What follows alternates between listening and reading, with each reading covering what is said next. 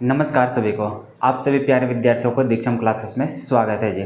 चलिए आज के इस लेक्चर्स में हम लोग बात करने वाले हैं एप्लीकेशंस ऑफ इंडक्टिव इफेक्ट। हम लोग पिछले क्लास में ही स्टार्ट कर चुके थे एप्लीकेशन ऑफ इंडक्टिव इफेक्ट, जहां से हम लोग देखे थे कि आखिर एप्लीकेशन क्या है इसका। तो हम लोग देखे थे कि सर एसिडिक स्ट्रेंथ हम लोग कैलकुलेट करते हैं, पता करते हैं किसका, तो किसी भी कार्बोक्सिलिक एसिड का, कि मान के चलिए एलिफेटिक कार्बोक्सिलिक एसिड है, उसका एसिडिक स्ट्रेंथ कितना है, किसका ज़्यादा होगा किसका कम होगा। तो ये सारी चीज़ हम लोग पता करते हैं किसके बेसिस पे, इंडक्टिव इफेक्ट के बेसिस पे। इंडक्टिव इफेक्ट कहने का मतलब उसमें कौन सा ग्रुप लगा हुआ है, वहाँ पे इलेक्ट्रॉन लेने वाला है कि इलेक्ट्रॉन देने वाला है, और अगर लेने वाला भी है तो कितना डिस्टेंस पे है, कितना नंबर ऑफ में वहाँ पे अवेलेबल है, उसका पावर क्या है, जिसके लिए हम लोग डीएनपी रूल हम लोग पढ़े हुए थे, जहाँ सबसे पहले हम लोग देखते हैं किसका, डिस्टेंस का, कि डिस्टेंस जिसका सामने वो जीत जाएगा भाई, ठीक है, उसका इफेक्ट ज़्यादा देखने को मिलेगा। फिर हम लोग देखे थे किसका, तो नंबर ऑफ ग्रुप्स के बेसिस पे, कि आखिर कितना नंबर पे वहाँ पे इंडक्टिव ग्रुप वहाँ पे लगा हुआ है, ठीक है। उसके बाद हम लोग देखे थे उसका पावर, कि कितना स्ट्रॉन्ग वाला वहाँ पे इफेक्ट वाला वहाँ पे लगा हुआ है। तो वो सारा कुछ हम लोग देखे हुए थे। तो उसके बेसिस पे हम लोग बहुत सारा क्वेश्चंस भी किए हुए थे, जहाँ से आप सभी लोग समझ पाए थे कि कैसे हम लोग एसिडिक स्ट्रेंथ को कंपेयर करेंगे, ठीक है।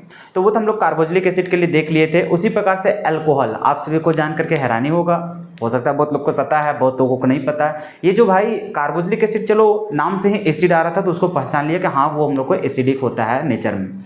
लेकिन जब हम लोग अल्कोहल की बात करते हैं तो अल्कोहल भी हम लोग को क्या होता है, एसिड होता है। सर कैसे होता है, आओ मैं समझाता हूँ।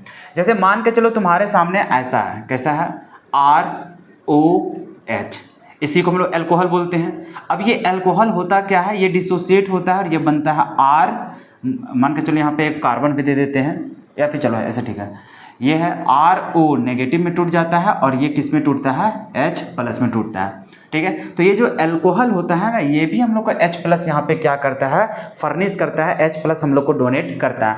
तो इस तरह से हम लोग देखते हैं कि ये जो अल्कोहल होता है, अल्कोहल भी क्या कहलाता है, एसिड कहलाता है, ठीक है। क्लियर आता है। तो हम लोग ये एसिड, इसी का कैरेक्टर को हम लोग देखेंगे कि बताओ इसका क्या होगा, एसिडिक स्ट्रेंथ। हम लोग को अगर ग्रुप वगैरह से लगा देते हैं तो उसके बेसिस पे हम लोग कैसे डिफाइन करेंगे कि एसिडिक स्ट्रेंथ किसका है। तो अब हम लोग एक एग्जांपल से हम लोग समझने की प्रयास करते हैं कि मान के चलो हमारे पास, ध्यान से देखते चलना, कि मान के चलो हमारे पास ऐसा है, दूसरा एग्जांपल दे देते हैं, एक मिनट।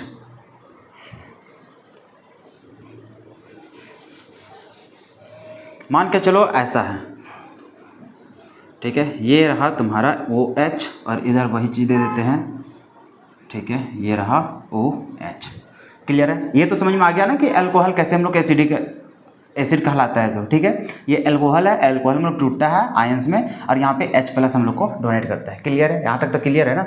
अब आते हैं इसका एसिडिक स्ट्रेंथ पे। मान के चलो हम लोग यहाँ पे कंपेयर करने जाते हैं, ठीक है। कंपेयर हम लोग कैसे कर रहे हैं कि मान के चलो इसका इस पोजीशन पे हम लोग Cl लगा देते हैं, वो भी दो को, यहाँ पर Cl है, यहाँ पर हम लोग को Cl है। क्लियर है यहाँ तक। उसके बाद हम लोग क्या करने जा रहे हैं, चलो इस कहानी में हम लोग क्या करते हैं, कुछ हम लोग जोड़ते हैं। जैसे यहाँ पे हम लोग मान के चलते हैं, इस जगह पे लगा देते हैं फ्लोरीन, ठीक है। अब तुम लोग से सवाल है, सवाल ये है कि अब बताओ ये दोनों में से बताओ कि किसका एसिडिक स्ट्रेंथ ज़्यादा होगा। तो सर ऑब्वियस सी बात है, ये OH है, मतलब कि जब हम लोग एसिड में जाते हैं तो एसिड कोई स्ट्रॉन्ग एसिड कहलाएगा या फिर अच्छा एसिड कहलाएगा, ये किस बातों पे डिपेंड करता है। तो सर ये सारी चीज़ें बात करता है उसके जो अनायन वाला पार्ट होता है, नेगेटिव पार्ट। जैसे कि यहाँ पर देखो ROH था, ये एसिड में बदलने के बाद ये क्या बन गया, RO माइनस हो गया यहाँ पर, अरे H प्लस डोनेट करने के बाद RO माइनस। अब हमें देखना है कि कौन सा कंपाउंड है जिसका अनायन पार्ट स्टेबल है। वो जितना ज़्यादा स्टेबल होगा उतना अच्छा एसिड होगा। एसिड होने के लिए ये जो नेगेटिव वाला पोर्शन होता है उसे बहुत ही अच्छे से स्टेबल होना पड़ेगा। जो जितना ज़्यादा स्टेबल उतना ही ज़्यादा वो क्या कहलाता है, एसिडिक कैरेक्टर वो उसका शो होता है। तो हम लोग यहाँ पे देखेंगे कि ठीक है ये OH है, ये OH है, इसके ऊपर भी नेगेटिव आएगा, इसके ऊपर भी नेगेटिव आएगा, लेकिन इसका नेगेटिव को कौन ज़्यादा स्टेबल कर पाएगा। तो स्टेबल करने के लिए उससे कोई इलेक्ट्रॉन को खींचने वाला चाहिए, मतलब माइनस आई। तो यहाँ पर देखो Cl मतलब ये भी हम लोग को माइनस आई ही इफेक्ट शो करेगा, फ्लोरीन ये भी माइनस आई ही शो करता है, ठीक है। अब ये दोनों में से डिसाइड करना है कि कौन ज़्यादा खींचेगा। तो सर ऑब्वियस सी बात है Cl है, यहाँ पर फ्लोरीन है, तो अगर यदि यहाँ पे इलेक्ट्रोनेगेटिविटी के बेसिस पे जाओगे तो हम लोग पता चलता है कि सर माइनस आई इफेक्ट किसका ज़्यादा होता है, तो वो होता है फ्लोरीन का।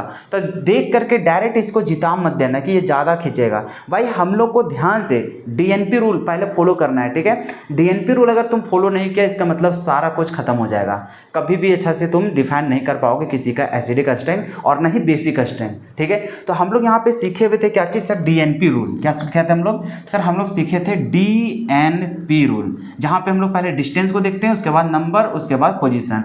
अब यहाँ पे डिस्टेंस देखो, फर्स्ट सेकेंड थर्ड, इसमें कितना नंबर पे लगा हुआ है, तीसरा नंबर कार्बन पे लगा हुआ है। इसमें देखो 1 2, ये कितना नंबर पे लगा हुआ है, दूसरा नंबर में। तो भाई दूसरा नंबर पे ये लगा हुआ है तो ये ज़्यादा खींचेगा कंपेयर किसके कंपेयर में, ये तीसरा नंबर वाला कंपेयर में। भले इसका खींचने की पावर ज़्यादा है क्लोरीन से, लेकिन भाई ये डिस्टेंस इसका बहुत ज़्यादा दूर भी है और इसका डिस्टेंस सामने है, तो सामने वाला ज़्यादा इलेक्ट्रॉन खींचेगा। इस बेसिस पे हम लोग समझ गए कि जो एसिडिक स्ट्रेंथ होगा वो एसिडिक स्ट्रेंथ किसका ज़्यादा हो जाएगा, इसका हो जाएगा।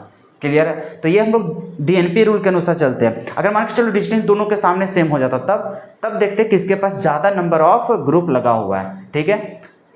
उसके बाद भी अगर ग्रुप भी अगर सेम रहता तब हम लोग जाते काचे तो उसका पावर में जाते हैं, समझ में आया। तो इस बेसिस पे हम लोग इसको डिफाइन करते हैं। ये सारी चीज़ तुम लोग सीख पाया था। अब मान के चलो एक हम लोग साइक्लिक का एग्जाम्पल ले लेते हैं। मान के चलो ऐसा, ठीक है, देखो साइक्लिक हम लोग लेना है तो कैसा लेना है, एलिफैटिक, मतलब यहाँ पे रिंग के अंदर हम लोग को कोई भी वैसा हम लोग को बेंजीन टाइप से हम लोग को बनाना नहीं है, ठीक है। तो हम लोग को यहाँ पे सिंगल बॉन्ड में ही रखना है, तब उसको हम लोग बोलते हैं एलिफैटिक। तो ये हम लोग को हो गया OH, ठीक है। अब मान के चलो हम लोग यहाँ पे एग्जाम्पल लेकर के चल रहे हैं। कैसा एग्जाम्पल लेके चलते हैं, मान के चलो यहाँ पर है Cl, क्या है Cl, और उसी प्रकार से हम लोग यहाँ पर ले लेते हैं कि ये है हमारा साइक्लोहेक्सेन और यहाँ पर है OH, और इसका हम लोग ले लेते हैं यहाँ पे तुम्हारा क्या है, फ्लोरीन है। अब बताओ किसको तुम लोग जिताओगे, इसको जिताओगे किसको जिताओगे। सर ऑब्वियस सी बात है, इसके ऊपर नेगेटिव आएगा, इसके ऊपर नेगेटिव आएगा। इस नेगेटिव को स्टेबल वही करेगा जिसके सामने, मतलब जिसके पास सामने लगा होगा माइनस आई ग्रुप। तो हम लोग देख रहे हैं सर ये है कार्बन, ये पहला पोजीशन, ये है दूसरा पोजीशन। दूसरा पोजीशन पे Cl लगा है, पहला पोजीशन, दूसरा पोजीशन, तीसरा पोजीशन पे फ्लोरीन लगा है। भाई जो ग्रुप लगा हुआ है माइनस आई ग्रुप, वो तो यहाँ पे तीसरा नंबर पे है, यहाँ पे हम लोग को दूसरा नंबर पे है, तो दूसरा वाला ज़्यादा खींचेगा। सेम इसी तरह से हम लोग को एग्जाम्पल हो गया। तो यहाँ से सर हम लोग को समझ में आया कि अगर एसिडिक स्ट्रेंथ की बात करेंगे तो अभी भी एसिडिक स्ट्रेंथ कौन जीत जाएगा, तो हम लोग को शुरू वाला ही जीतेगा। आई होप कि यहाँ तक समझने में किसी भी बच्चा को दिक्कत नहीं आ रहा होगा। तो भाई ये जो ग्रुप है ये भी हम लोग को क्या है, तो ये भी हम लोग को माइनस आई है। ये वाला ग्रुप है ये भी हम लोग को कैसा है, माइनस आई है। ये वाला ग्रुप हम लोग को क्या है, ये भी माइनस आई है। ये वाला ग्रुप हम लोग को क्या है, तो माइनस आई ग्रुप ये भी है, ठीक है। बशर्ते ये तीसरा पोजीशन पे है, ये हम लोग को मतलब ये दूसरा पोजीशन पे है, ये कितना है, तीसरा पोजीशन पे। देख लो 1 2 3, यहाँ पे देख लो 1 2 पोजीशन पे, तो 2 पोजीशन वाला ज़्यादा हो गया। अब यहीं पे देख लो ये है 1 पोजीशन 2 पोजीशन, 2 पोजीशन पे, यहाँ देखो 1 2 3, तो ये 3 पोजीशन पे। तो सेकेंड वाला जल्दी हम लोग को सामने है तो वो ज़्यादा इलेक्ट्रॉन खींच के रखेगा, और ज़्यादा इलेक्ट्रॉन खींचेगा तो नेगेटिव चार्ज स्टेबल हो जाएगा। तो ऑब्वियस सी बात है वो हम लोग को जीत जाएगा। यहाँ पे भाई डायरेक्ट मत देखना कि यहाँ पे Cl है, यहाँ पे फ्लोरीन है तो फ्लोरीन लो जीत जाएगा। भाई डीएनपी रूल, दिमाग में ये चीज़ सेट कर लेना कि हमें डीएनपी रूल के अनुसार ही आगे बढ़ना होता है। क्लियर है। चलो इतना लिख लो, फिर हम लोग आगे बात करते हैं। अब देखो हम लोग को थर्ड देखने जा रहे हैं एप्लीकेशन। तो थर्ड एप्लीकेशन क्या है, to compare stability of carbocation. तो हम लोग इंडक्टिव इफेक्ट को यूज करते हैं कहाँ पे, तो स्टेबिलिटी ऑफ कार्बोकैटायन का देखने के लिए कि हम लोग मान के चलो रिएक्शंस करते रहेंगे तो रिएक्शंस के दौरान हम लोग को इंटरमीडिएट कभी कभी हम लोग को कार्बोकैटायन बन जाता है। तो कार्बोकैटायन अगर बनेगा तो उसका स्टेबिलिटी को भी चेक किया जाता है कि कौन सा स्टेबल पोजीशन है। जहाँ पे स्टेबल पोजीशन होता है वहीं पे जाकर के फिर अटैक होता है, ठीक है। ये सारा कुछ हम लोग रिएक्शन जब देखेंगे वहाँ पे अच्छे समझेंगे। तो सबसे पहले हम लोग समझते हैं कार्बोकैटायन आखिर होता क्या है। देखो हमारे पास जो रिएक्शंस है ना, रिएक्शंस के दौरान हम लोग को 3 चीज़ हम लोग को बनेगा। 3 चीज़ क्या क्या बनेगा, एक मिलेगा, जैसे हम लोग जानते हैं ना कि कार्बन के पास 4 बॉन्ड होता है। हम लोग के पास क्या होता है, कार्बन के पास 4 बॉन्ड होता है। अगर यदि मान के चलो यहाँ पे कोई ग्रुप लगा हुआ है, जैसे मान के चलो X लगा हुआ है, अगर ये ग्रुप ये यहाँ पे 2 इलेक्ट्रॉन है, एक कार्बन का भी है और एक हम लोग को क्या है इस ग्रुप का भी लगा है। मान के चलो रिएक्शंस के दौरान ये दोनों इलेक्ट्रॉन को लेकर के ये वाला ग्रुप बाहर निकल गया। अब ये दोनों इलेक्ट्रॉन लेकर के इस ग्रुप भाग जाएगा यहाँ से, तो बताओ क्या कार्बन के पास एक भी इलेक्ट्रॉन बचेगा? क्या एक भी इलेक्ट्रॉन बचेगा? अरे ये दोनों इलेक्ट्रॉन जो शेयर्ड था यहाँ पे, एक इसका था एक इसका था, अगर ये दोनों इलेक्ट्रॉन लेकर के ये चला जाएगा तो क्या इसके पास वो इलेक्ट्रॉन बचेगा? नहीं बचेगा। तो इसका हिस्सा में भी तो एक इलेक्ट्रॉन था ना अपना, तो अगर ये दोनों लेकर के चला जाएगा तो बता इसके ऊपर कैसा चार्ज आएगा? ऑब्वियस सी बात है सर, इसके ऊपर पॉजिटिव चार्ज आएगा। हाँ सर पॉजिटिव चार्ज आएगा।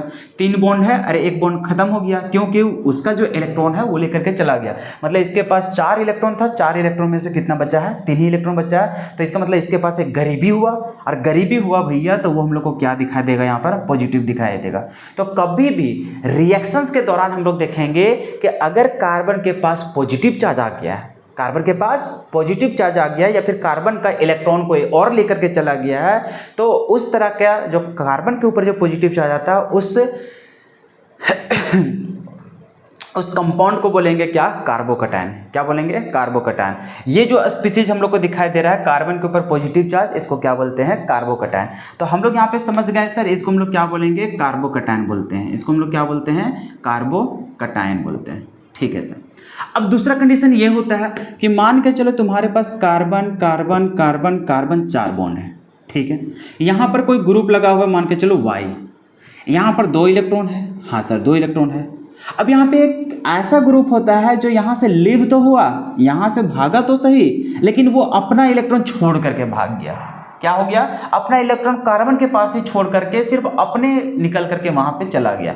जैसे हम लोग जनरल देखेंगे H+ इस सब का कहानी देखेंगे, तो यहाँ पे देखो यहाँ पे कंडीशन क्या हो रहा है, ये दोनों इलेक्ट्रॉन किसके पास चला जा रहा है? हाइड्रोजन पास, और ये हम लोग को बाहर निकल जा रहा है। ठीक है, तो यहाँ से ये कैसा रूप में हम लोग को दिखाई देगा? तो ये हम लोग को दिखाई देगा यहाँ पे कार्बन के ऊपर एक इलेक्ट्रॉन ओवर आया। अरे इसका तो एक ही हिस्सा था ना, एक तो उस एटम वाला भी अपने पास गेन कर लिया। तो ऐसे कार्बन को क्या बोलेंगे? कार्ब अनायन बोलेंगे, क्योंकि इसके पास नेगेटिव चार्ज आएगा। तो ऐसे कार्बन को क्या बोलेंगे? कार्ब अनायन बोलेंगे। इसको क्या बोलेंगे? कार्ब अनायन बोलेंगे। आई होप कि समझ में आ रहा होगा। तीसरा कंडीशन ऐसा होता है, कैसा होता है सर, कि कार्बन के पास 4 बॉन्ड है। क्या है? 4 बॉन्ड है। अब यहाँ पर मान के चलो Z लगा हुआ है, कोई ग्रुप है Z। अब यहाँ पे देखो क्या कंडीशन होता है, बॉन्ड का डिसोसिएशन यहाँ पे हुआ था, यहाँ पर भी डिसोसिएशन हुआ था। इसका इलेक्ट्रॉन वो लेकर के चला गया था और उसका इलेक्ट्रॉन इसमें ये लेकर आ गया है। तीसरा कंडीशन ये होता है कि यहाँ पर देखो शेयर्ड पेयर्ड इलेक्ट्रॉन एक इसका भी है और एक इसका भी है। एक ऐसा रिएक्शंस होता है रिएक्शंस के दौरान कि यहाँ पर बीचों बीच रिएक्शन मतलब बॉन्ड टूट जाता है, और इसका जो हिस्सा में इलेक्ट्रॉन था ये अपना लेकर के चला जाता है, इसका जो इलेक्ट्रॉन था ये इसी के पास रह जाता है। इसको बोलते हैं हम लोग फ्री रेडिकल्स। इसको क्या बोलते हैं? फ्री रेडिकल्स बोलते हैं। तो यहाँ पर देखो, यहाँ पर जो इतना भी शेयर्ड पेयर्ड इलेक्ट्रॉन था ये इसके साथ चला गया और ये इसी के पास रह गया। तो क्या इसके पास कोई पॉजिटिव चार्ज और नेगेटिव चार्ज आएगा? नहीं सर, बिल्कुल नहीं आएगा, क्योंकि इसका जितना इलेक्ट्रॉन था वो तो अभी भी रह गया, इसके पास तो कोई लेना देना हुआ नहीं। तो अब देखो यहाँ पे होता क्या है, इसके पास अपना इलेक्ट्रॉन बच गया, तो बच गया तो इस प्रकार का अगर स्पीसीज दिखाई दे रहा है तो इस प्रकार के स्पीसीज को क्या बोलते हैं? फ्री रेडिकल बोलते हैं। क्या बोलते हैं? Free radical. इसको क्या बोलेंगे हम लोग? फ्री रेडिकल बोलेंगे। क्या बोलेंगे? फ्री रेडिकल बोलेंगे। आई होप कि ये तीनों चीज़ समझने में किसी को दिक्कत नहीं हुआ होगा। ये सारा कुछ और भी आगे देखेंगे जब हम लोग रिएक्शंस को चलाना सीखेंगे। अभी तो सिर्फ ये सब इफेक्ट पड़ रहे हैं ना, रिएक्शंस के बारे में अभी घुसे नहीं है। जब हम लोग रिएक्शंस के बारे में समझेंगे तो वहाँ पे समझाएंगे कि देखो ये सब कैसे बनता है, ये कैसे बनता है, ये कैसे बनता है। ठीक है, तो ये सब बॉन्ड कैसे डिसोसिएट होता है कि नहीं होता है, ये फ्री रेडिकल कैसे डिसोसिएट होता है, ये सारी चीज़ें हम लोग पढ़ेंगे आगे चल करके। ठीक है, तो अभी वो चीज़ तो नहीं पढ़ रहे, अभी इफेक्ट के बारे में पढ़ रहे हैं। तो इफेक्ट के बारे में पढ़ रहे हैं तभी हम लोग को ये तीनों का स्टेबिलिटी के बारे में भी हम लोग को समझना है इस इफेक्ट में। तो हम लोग अभी समझ रहे हैं कि अगर कार्बन के ऊपर पॉजिटिव चार्ज आया तो इसको बोलेंगे कार्बोकैटायन, अगर कार्बन के ऊपर नेगेटिव चार्ज आया तो उसको बोलेंगे कार्बन आयन। अगर यदि कार्बन के पास फ्री रेडिकल आया, फ्री रेडिकल का मतलब उसके पास एक इलेक्ट्रॉन दिखाई देगा, ठीक है, तो उसको बोलेंगे फ्री रेडिकल। तो इसको हम लोग का स्टेबिलिटी क्या करना है, एक करके चेक करना है। तो ये तीनों चीज़ समझ गया। तो अभी देखो हम लोग कंपेयर करना स्टार्ट करेंगे। हम लोग के पास है to compare stability of carbocation. पहले कार्बोकैटायन का देखेंगे, तब कार्बन आयन, तब हम लोग फ्री रेडिकल तक पहुंच जाएंगे। यहाँ तक समझ में आया? आओ हम लोग समझते हैं। जैसे मान के चलो हमारे पास है कार्बन, ठीक है सर, कार्बन है। अब इसके पास हम लोग को 3 को बॉन्ड बना रहेगा, ठीक है। अब इसके पास तो एक बॉन्ड वाला टूट करके चला गया होगा, उसका इलेक्ट्रॉन चला गया होगा, तो इसके ऊपर क्या चार्ज है? पॉजिटिव चार्ज है। कैसा है? Positive charge. इसी को हम लोग कार्बोकैटायन बोलते हैं। हाँ सर, कार्बोकैटायन बोलते हैं। अब बताओ इसका स्टेबिलिटी कैसे बढ़ेगा? प्लस आई से बढ़ेगा, माइनस आई से बढ़ेगा, किससे बढ़ेगा? सर हम लोग समझ रहे हैं कि इधर 3 को बॉन्ड उसका बन चुका है, 3 को बॉन्ड बन चुका है। इसका मतलब सर अगर ये बॉन्ड बना है किसी के साथ, मतलब इस कार्बन के पास यहाँ 2 इलेक्ट्रॉन, यहाँ पर 2 इलेक्ट्रॉन, यहाँ पर 2 इलेक्ट्रॉन, टोटल कितना हुआ? 6 इलेक्ट्रॉन। तो 6 इलेक्ट्रॉन है सर, क्या इसका ऑक्टेट पूरा हुआ है? नहीं पूरा हुआ है। क्लियर है? और इसका अपना जो इलेक्ट्रॉन है वो कितना है सर? 4 इलेक्ट्रॉन होता था। 4 इलेक्ट्रॉन में 1 इलेक्ट्रॉन, 2 इलेक्ट्रॉन, 3 इलेक्ट्रॉन, 3 ही इलेक्ट्रॉन है सर। मतलब इसके ऊपर क्या है? गरीबी है। इसके पास ऑलरेडी क्या है? गरीब है। ये कार्बन क्या है? ऑलरेडी पहले से गरीब है। तो बता इसके पास कैसा ग्रुप हम लोग को लगना चाहिए जिससे ये स्टेबल हो जाए? सर ऑब्वियस सी बात है, कोई अगर भूखा है तो वो अच्छे से ज़िंदगी तब जी पाएगा ना, वो खुश तब होगा ना जब उसके पास कोई सामान हम लोग दे दे खाने वाला, जिससे उसका पेट भर सके। क्या ऐसा करोगे? उसके पास कुछ पड़ा हुआ है पैसा, उसको भी छीन करके आ जाओगे? अरे भाई, जैसा आदमी का रिक्वायरमेंट रहेगा वैसा ही तो तुम काम करोगे ना। अब जो गरीब है बेचारा, उसके पास खाने का कुछ है नहीं, जो भी थोड़ा मोड़ा कुछ है तुम जाओगे उससे छीन करके ले आओगे, तो बताओ तुम क्या करोगे? उसको मार ही ना डालोगे? क्या उसको स्टेबल कर पाओगे? नहीं ना स्टेबल कर पाओगे। ठीक उसी प्रकार से यहाँ पे देखो ये कार्बन की स्थिति है। बेचारा ये कार्बन अपना इलेक्ट्रॉन ऑलरेडी पहले से ही खो चुका है, ये पहले से ही गरीब है। अब तुम यहाँ पे अगर खींचने वाला ग्रुप को लगा दोगे तो भाई ये तो मर जाएगा भाई, ये तड़प जाएगा।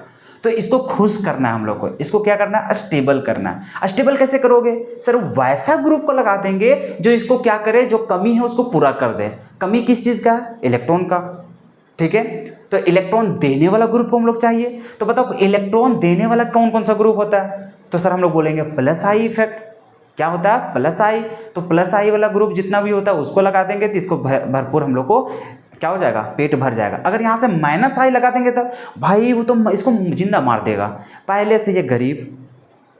अब इसके साथ फिर लूटने वाला लगा दोगे ग्रुप को तो ये तो इसको मार डालेगा भाई। तो इसी चलते हम लोग बोलेंगे कि अगर कार्बोकैटायन का स्टेबिलिटी तुम्हें चाहिए तो यहाँ पर हम लोग को प्लस आई का डायरेक्टली प्रोपोर्शनल होगा कार्बन मतलब कार्बोकैटायन, कि जितना ज़्यादा प्लस आई इफेक्ट दिखाएगा उतना ज़्यादा ये अमीर होगा। और ये इन्वर्सली प्रोपोर्शनल होगा किसका? माइनस आई का, कि जितना ज़्यादा माइनस आई लगा दोगे इतना ज़्यादा इसका प्राण ले लोगे, मतलब उसको बढ़ाओगे तो इसका घट जाएगा स्टेबिलिटी। इसका मतलब सर यहाँ पर जो ग्रुप हम लोग लगाने वाले हैं, यहाँ पर हम लोग ग्रुप लगाएंगे कैसा? प्लस आई ग्रुप लगाएंगे। कैसा हम लोग लगाएंगे? प्लस आई ग्रुप लगाएंगे। कैसा लगाएंगे? प्लस आई ग्रुप को लगाना पड़ेगा। अगर यहाँ पे हम लोग माइनस आई ग्रुप को लगा दिए तो भैया ये मर जाएगा। क्या हो जाएगा? मर जाएगा। क्या हो जाएगा? मर जाएगा। मतलब सर ये प्लस आई क्या करेगा? इसको इलेक्ट्रॉन देगा। ये क्या करेगा? इसको इलेक्ट्रॉन देगा। ये क्या करेगा? इसको इलेक्ट्रॉन देगा। तो मतलब कम से कम एक, अगर तीनों तरफ अगर हम लोग को डोनेटिंग वाला दे देंगे तो मजे ही मजा है इसको। ठीक है, लेकिन लूटने वाला नहीं चाहिए। अगर लूटने वाला तुम लगा दोगे तो इसका तो जान ही ले लोगे तुम। ठीक है, तो यहाँ से हम लोग क्या समझे सर? यहाँ से हम लोग समझे कि अगर स्टेबिलिटी ऑफ कार्बोकैटायन हम लोग को चाहिए, उस कार्बोकैटायन को स्टेबल करना चाहिए, अगर चाहते हैं तो उसके लिए क्या करना पड़ेगा? प्लस आई इफेक्ट को लगाना पड़ेगा, न कि माइनस आई इफेक्ट को। आई नो कि तुम लोग को समझ में आ गया होगा। तो हम लोग यहाँ से क्या क्या समझे? तो सर हम लोग यहाँ से समझे ये चीज़ कि अगर यदि हम लोग को स्टेबिलिटी चाहिए, क्या चाहिए? स्टेबिलिटी। हम लोग यहाँ पे लिखेंगे कि स्टेबिलिटी ऑफ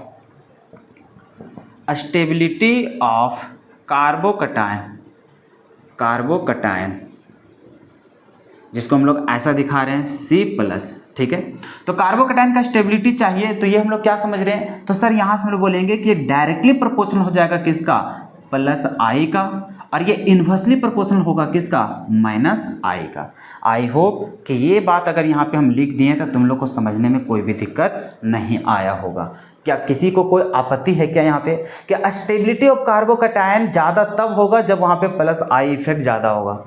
इसका स्टेबिलिटी कम जाएगा क्या करने पे? माइनस आई इफेक्ट बढ़ाने से। ठीक है, तो हम लोग को अगर स्टेबिलिटी चाहिए कार्बोकैटायन का तो उसमें हम लोग को ज़्यादा देखना है किसके लिए? प्लस आई देने के। अगर माइनस आई है तो भैया बेकार कर देगा उसका स्टेबिलिटी को, उसका पूरा तहस नहस कर देगा। क्या यहाँ तक तुम लोग को समझने में कोई दिक्कत नहीं आया होगा? आओ इसको हम लोग क्वेश्चंस को प्रैक्टिस करते हैं कुछ जिससे तुम लोग बता सको।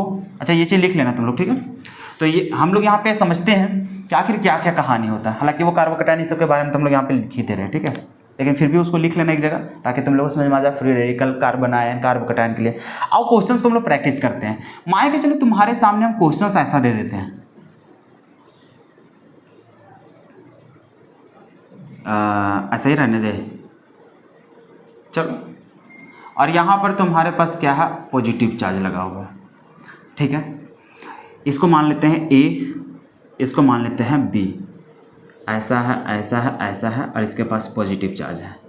यहाँ पर है तुम्हारे पास NO2 है, क्या है, NO2 है, क्लियर है। उसके बाद यहाँ पर हम तुम लोग को दे देते हैं CH3, ऐसा दे देते हैं। अब बताओ कि अगर यदि दोनों में से, देखो ये भी कार्बोकैटायन है, ये भी कार्बोकैटायन है, अब बताओ ये दोनों में से अगर स्टेबिलिटी की बात किया जाए तो किसका स्टेबिलिटी ज़्यादा होगा। सर ऑब्वियस सी बात है, हम लोग पहले इस ग्रुप को समझते हैं। ये जो CH3 है सर, हम लोग समझे हुए थे क्या, प्लस आई इफेक्ट में, कि प्लस आई इफेक्ट में हम लोग को क्या था, नेगेटिव वाला पार्ट जो रहता था वो सब हम लोग को प्लस आई होता था। उसके बाद हम लोग देखे थे सर 3 डिग्री वाला कार्बन, फिर 2 डिग्री वाला कार्बन, 1 डिग्री वाला कार्बन, फिर हम लोग को 0 डिग्री वाला कार्बन, ये जितने भी होते हैं सब प्लस आई शो करता है। तो यहाँ पर देखो ये सारा कुछ तो सेम है, ये भी सारा कुछ सेम है, तो ये वाला ग्रुप और एक ये वाला ग्रुप, यही तो दो अलग अलग है। अब यहाँ पे देखो ये ग्रुप क्या शो करता है सर, ये शो करता है प्लस आई, ये क्या शो करता है सर, ये हम लोग को शो करता है माइनस आई, ये हम लोग को क्या शो करता है, माइनस आई। अब अभी जस्ट तुम लोग देखा, अगर ये प्लस आई ये क्या करेगा, इलेक्ट्रॉन को देगा तो यहाँ तक इलेक्ट्रॉन और बढ़ेगा, रिच होगा। ये क्या करेगा सर, ये इलेक्ट्रॉन को खींचता है, तो खींचेगा तो ये और करीब कर देगा उसको। जैसे अगर ये चीज लगा दिए तो इसका इफेक्ट क्या होगा, इधर से इधर इलेक्ट्रॉन खींचना ये क्या करेगा, स्टार्ट कर देगा। और ये क्या करेगा, ये करेगा सर इलेक्ट्रॉन इधर से इधर इसको भेजना स्टार्ट कर देगा, तो ये अमीर होगा, यहाँ और गरीब हो जाएगा। तो कार्बोकैटायन पहले से ही गरीब था, उसका स्टेबिलिटी तब बढ़ेगा ना जब उसमें इलेक्ट्रॉन दोगे। तो ऑब्वियस सी बात से अगर माइनस आई लगा देंगे तो उसको गरीब कर देगा, और प्लस आई को लगा देंगे तो ये क्या हो जाएगा, अमीर हो जाएगा। तो अगर यदि हम लोग यहाँ पे स्टेबिलिटी की बात करते हैं, क्या बात करते हैं, स्टेबिलिटी, कि स्टेबिलिटी ऑफ कार्बोकैटायन, तो यहाँ पे हम लोग क्या समझेंगे कि सर बी वाला का ज़्यादा होगा किससे, ए से। आई होप कि समझने में किसी को दिक्कत नहीं आया होगा। क्या समझ में आया तुम लोग को कि अगर कार्बोकैटायन है तो उसके लिए देने वाला चाहिए, लेने वाला नहीं चाहिए। क्लियर है, यहाँ तक लिख लो तुम लोग। अब चलो तुम लोग को और भी क्वेश्चन प्रैक्टिस करा देते ताकि थोड़ा सा आइडिया और अच्छा हो जाए, ठीक है, ताकि तुम लोग को कन्फ्यूजन ना हो। मान के चलो तुम्हारे सामने ऐसा सवाल है,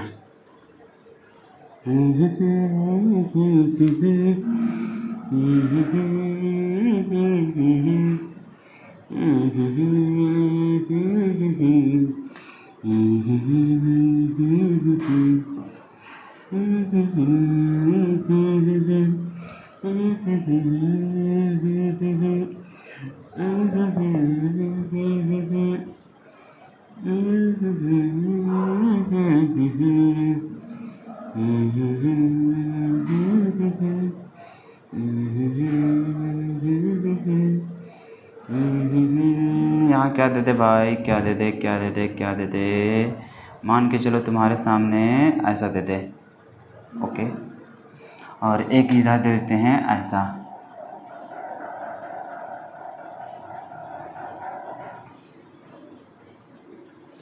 अब चलो इन लोगों को बताओ तो कंपेयर करो, एक तो ये पहला सवाल, ये दूसरा सवाल, ये दोनों में से कंपेयर करना है तुम लोगों को कि बताओ किसका स्टेबिलिटी ज़्यादा होगा, कौन सा कार्बोकैटायन का स्टेबिलिटी ज़्यादा होगा। सर हम लोग सबसे पहले देखेंगे कॉमन क्या क्या है। तो सर ये जितना भी कार्बन का चेन है ये सारा कुछ कॉमन है, तो इसका मतलब सर यहाँ पे डिफरेंट क्या क्या है। तो सर यहाँ पे डिफरेंट दिखाई दिया कि यहाँ पे है फ्लोरीन और यहाँ पे दिखाई दिया Cl। अब बताना है कि किसका स्टेबिलिटी ज़्यादा होगा। तो सर ये दोनों का कंपेयर करना है, तो स्टेबिलिटी सर देखते हैं, ये कार्बोकैटायन है, ये सर ये भी हम लोग को माइनस आई है और ये भी हम लोग को क्या है सर माइनस आई है, सर दोनों माइनस आई है। अब देखेंगे स्टेबिलिटी, तो सर स्टेबिलिटी में हम लोग देखे थे क्या, कार्बोकैटायन में हम लोग देखे sir carbocation is directly proportional to plus I था और इन्वर्सली प्रोपोर्शनल टू क्या था, माइनस आई। यही तो हम लोग देखे कार्बोकैटायन का स्टेबिलिटी। सर प्लस आई तो यहाँ पे दिखाई नहीं दिया, दोनों माइनस आई है, ठीक है माइनस आई है।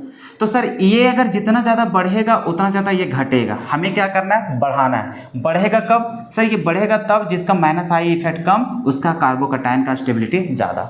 अगर दोनों सेम है भैया, देखो एक देने वाला है एक लेने वाला है, तब तो भैया देने वाला जीत जाएगा। मान के चलो दोनों लेने वाला है तब, तो देखेंगे कौन कम लेने वाला है। जो कम लेने वाला होगा उसका स्टेबिलिटी ज़्यादा हो जाएगा, और जो ज़्यादा लेगा उसका स्टेबिलिटी घट जाएगा। ठीक है, तो यहाँ पे देख रहे हैं कि Cl है, देखा दोनों को पहले पोजीशन इसके जस्ट बगल में है, इसके जस्ट बगल में, मतलब दोनों का पोजीशन सेम है। तो यहाँ पे क्लोरीन है, यहाँ पे फ्लोरीन, फ्लोरीन वाला ज़्यादा खींचेगा क्लोरीन से, तो ये कम खींचेगा, कम खींचेगा तो इसको कम करीब करेगा, मतलब इसका स्टेबिलिटी ज़्यादा होगा। तो हम लोग बोल देंगे कि इसका स्टेबिलिटी क्या होगा, ज़्यादा होगा। समझ में आ रहा है?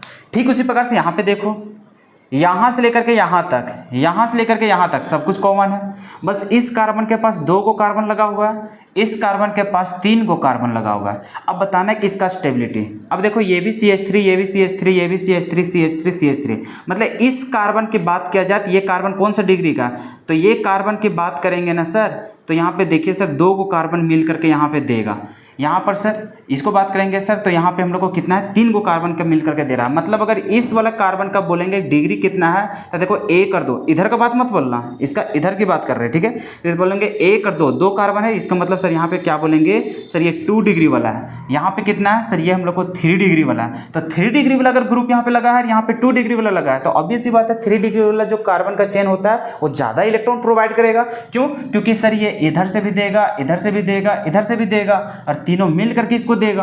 और यहाँ पे सर 2 ही देने वाला है, तो 2 को यहाँ पे देगा 100, और यहाँ पे 3 को मिल करके देगा 100। कौन इलेक्ट्रॉन ज़्यादा देगा, ये देगा। तो इसका मतलब सर स्टेबिलिटी का देखेंगे ऑर्डर, तो ये हम लोग को जीत जाएगा। आई थिंक कि समझ में आ गया होगा। अगर दोनों सेम, अगर दोनों को दोनों देने वाला है तब कैसे कंपेयर करोगे, अगर दोनों को दोनों लेने वाला है तब कंपेयर कैसे करोगे, और एक देने वाला है एक लेने वाला है तब तुम कैसे कंपेयर करोगे। तीनों का एग्जाम्पल बता दिया, आई थिंक कि तुम लोग समझ गए हो। ठीक है, चलो लिख लो।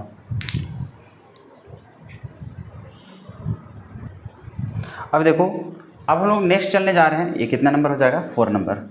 चौथा नंबर हम लोग देखने जा रहे हैं इसका एप्लीकेशन। तो 4th एप्लीकेशन क्या है, the two compare stability of carbon ion. अच्छा, कार्बन आयन किसको बोलेंगे सर, कार्बन आयन हम लोग बोलेंगे इसको, कार्बन है, इसका 3 बॉन्ड हम लोग देखने को मिल रहा है। ठीक है, और इसके ऊपर जो चार्ज है वो कैसा है, नेगेटिव, मतलब इसका चौथा जो बॉन्ड है वो दोनों इलेक्ट्रॉन अपने पास रख लिया। ठीक है, हाँ सर। अब इसका हम लोग स्टेबिलिटी को चेक करने वाले हैं। स्टेबिलिटी को कैसे चेक करोगे, तो अब बताओ, ये नेगेटिव चार्ज है, नेगेटिव चार्ज वाला भैया कोई भी चार्ज अगर आ गया वो अपने से खत्म करना चाहता है चार्ज, जितना जल्दी उसका खत्म हो जाएगा उतना जल्दी वो स्टेबल हो जाएगा। जैसे कार्बोकैटायन पॉजिटिव चार्ज था, पॉजिटिव चार्ज कैसे खत्म होगा, जब उसके पास इलेक्ट्रॉन ज़्यादा आ जाए। क्लियर है, तो देने वाला लगाए थे मतलब प्लस आई लगाए थे। अब इसके पास नेगेटिव चार्ज है, मतलब ये अमीर है तो उसको क्या करना पड़ेगा, इलेक्ट्रॉन को कहीं त्यागना पड़ेगा। त्यागेगा कैसे, कोई खींचने वाला आ जाए। तो इसका मतलब सर यहाँ पे ये स्टेबल तब होगा जब यहाँ पे हम लोग क्या लगा देंगे, माइनस आई अगर लगा देंगे तो ये ज़्यादा स्टेबल देखने को मिलेगा। अगर यहाँ पे प्लस आई लगा देंगे तो वो और इसको क्या कर देगा, अनस्टेबल कर देगा। तो अगर यदि हम लोग यहाँ पे ये बात करें, क्या बात करें, स्टेबिलिटी ऑफ कार्ब अनायन, तो ये हम लोग को क्या हो जाएगा, डायरेक्टली प्रोपोर्शनल क्या होगा, प्लस आई होगा। कि प्लस आई लगा देंगे तो डायरेक्टली प्रोपोर्शनल इसका स्टेबिलिटी ऑफ कार्बन है, मार खाएगा। क्योंकि सर अगर प्लस आई लगा देंगे तो वो तो इलेक्ट्रॉन और दे देगा। पहले से ही इसके पास नेगेटिव चार्ज है, ये लोग और इलेक्ट्रॉन अगर देना स्टार्ट कर देंगे तो इसके पास और इलेक्ट्रॉन की संख्या बढ़ जाएगा, तो और नेगेटिव हो जाएगा, तो और अनस्टेबल हो जाएगा। अरे कोई भी स्पीसीज चार्ज के फॉर्म में नहीं रहना चाहता है। चार्ज अगर आ गया उसके पास तो वो अनस्टेबल हो जाता है, चाहे वो पॉजिटिव हो चाहे वो नेगेटिव हो। क्लियर यहाँ तक। तो अगर वो पॉजिटिव चार्ज है भैया तो उसको इलेक्ट्रॉन चाहिए, अगर वो नेगेटिव चार्ज है तो उससे इलेक्ट्रॉन को खींचने वाला चाहिए। तो हम लोग यहाँ पे अगर बात करते हैं इसका डायरेक्टली प्रोपोर्शनल क्या होगा, क्या बढ़ाने से इसका स्टेबिलिटी बढ़ेगा, सर यहाँ पे प्लस आई बढ़ा देंगे तब इसका स्टेबिलिटी बढ़ जाएगा। प्लस आई जितना बढ़ाएंगे उतना जल्दी इसका इलेक्ट्रॉन खींचेगा, और जितना जल्दी इसका इलेक्ट्रॉन खत्म होगा उतना जल्दी ये स्टेबल हो जाएगा। तो यहाँ पे उल्टा हो जाता है कार्ब कटायन का। वहाँ पे क्या था सर, वहाँ पे हम लोग को ये था कि सॉरी उल्टा, यहाँ पे माइनस आई और यहाँ पे प्लस आई होगा। ठीक है, तो हम लोग यहाँ पे क्या किए कि सर कार्बन आयन है, कार्बन आयन में क्या है सर, इलेक्ट्रॉन देने वाला नहीं चाहिए, कार्ब आयन से इलेक्ट्रॉन लेने वाला चाहिए। तो लेता कौन है, प्लस आई लेता है कि माइनस आई, माइनस आई लेता है। तो ये कार्बन आयन माइनस आई का क्या हो जाएगा, डायरेक्टली प्रोपोर्शनल हो जाएगा, और प्लस आई का क्या हो जाएगा, इन्वर्सली प्रोपोर्शनल हो जाएगा। आई थिंक यहाँ तक समझने में किसी को दिक्कत नहीं आया होगा। ठीक है, जस्ट ऑपोजिट है किसका, तो हम लोग देख रहे हैं कार्ब कटायन का। तो यहाँ पे देख लिया माइनस आई का, ये जितना जल्दी करेगा तो ये हम लोग को क्या करेगा सर, इन लोग इलेक्ट्रॉन यहाँ से खींचेगा तो इसका संख्या क्या होगा, कम होगा। चलो आओ इसका हम लोग क्वेश्चन से प्रैक्टिस कर लेते हैं। मान के चलो ऐसा सवाल है, ठीक है, यहाँ पे तुम्हारा नेगेटिव चार्ज और यहाँ पर लगा देते हैं तुम्हारा NO2 लगा देते हैं, ठीक है। और यहाँ पर तुम्हारा ऐसा सवाल देते हैं, ठीक है, और यहाँ पर देते हैं CH3। अब बताओ तुम कि इन दोनों में से कंपेयर कैसे करोगे, किसका स्टेबिलिटी ज़्यादा बोलोगे। तो सर ऑब्वियस सी बात है, हम लोग का यहाँ तक चेन और इसका चेन दोनों सेम सेम है। अब सर यहाँ पे हम लोग देख रहे हैं क्या कि सर इसका सेकंड पोजीशन, इसका भी सेकंड पोजीशन पे कोई ग्रुप लगा है, तो ये है ग्रुप, ये है इसका ग्रुप। सर ये हम लोग -I होता है और ये हम लोग को सर +I होता है। सर ये इलेक्ट्रॉन देने का काम करेगा तो इसका इलेक्ट्रॉन डेंसिटी और बढ़ा देगा। ये हम लोग को क्या है सर, इलेक्ट्रॉन लेने वाला है, तो इलेक्ट्रॉन लेने वाला है तो इसका नेगेटिव चार्ज को घटा देगा और जितना जल्दी घटाएगा उतना ज़्यादा ये स्टेबल होगा। तो इसका मतलब सर हम लोग समझ जाएंगे कि अगर स्टेबिलिटी की बात करेंगे तो स्टेबिलिटी इसका क्या हो जाएगा, ज़्यादा हो जाएगा। अगर इसको हम लोग A और B का रूप दे देते हैं, मान के चलो ये A है और ये हम लोग को B है, तो हम लोग बोलेंगे stability of carbanion is equals to, या फिर हम लोग बोलेंगे स्टेबिलिटी ऑफ कार्बन आयन कौन जीत जाएगा, तो सर हम लोग को A है सो जीत जाएगा किससे, B से। आई थिंक यहाँ तक समझने में कोई भी बच्चा को दिक्कत नहीं आया होगा। क्या +I और -I का इफेक्ट समझ में आ रहा है ना कि कैसे खेलेंगे हम लोग। कार्बोकटायन को हम लोग देख रहे थे कि कैसे स्टेबल करेंगे भाई। कार्बन आयन मतलब कार्बोकटायन तब स्टेबल होगा जब इसमें देने वाला रहे, ठीक है। अगर लेने वाला है तो देखेंगे कौन कम ले रहा है, क्योंकि वो गरीब है ना भाई, जितना ज़्यादा और खींच लेगा उतना और गरीब कर देगा उसको। और यहाँ पर उसी प्रकार से जितना ज़्यादा देने वाला आ जाएगा उतना ज़्यादा उसको और अमीर कर देगा, इसका मतलब और उसको अनस्टेबल कर देगा। तो एक तो पहला केस इसका हो गया। चलो इतना लिख लो, उसके बाद और एग्जाम्पल करवा ही देते ताकि तुम लोग को क्लियर हो जाए। चलो एग्जाम्पल दे देते तुम लोग को ताकि तुम लोग काम करो इस पर, ठीक है। मान के चलो तुम्हारे सामने ऐसा है, कैसा है जी, ऐसा है, इसके पास नेगेटिव चार्ज है, यहाँ पर फ्लोरीन है और यहाँ पर ऐसा है नेगेटिव चार्ज और यहाँ पर है तुम्हारा क्या चीज़, क्लोरीन है। अब बताओ ये दोनों में से कौन होगा, किसका स्टेबिलिटी ज़्यादा होगा बताओ। ठीक उसी प्रकार से मान के चलो तुम्हारे पास ऐसा है और यहाँ पर ऐसा है। मान के चलो तुम्हारे पास ऐसा है, यहाँ पर है फ्लोरीन और यहाँ पर है तुम्हारा ब्रोमीन। क्लियर है। उसी प्रकार से एक और क्वेश्चन दे देते हैं।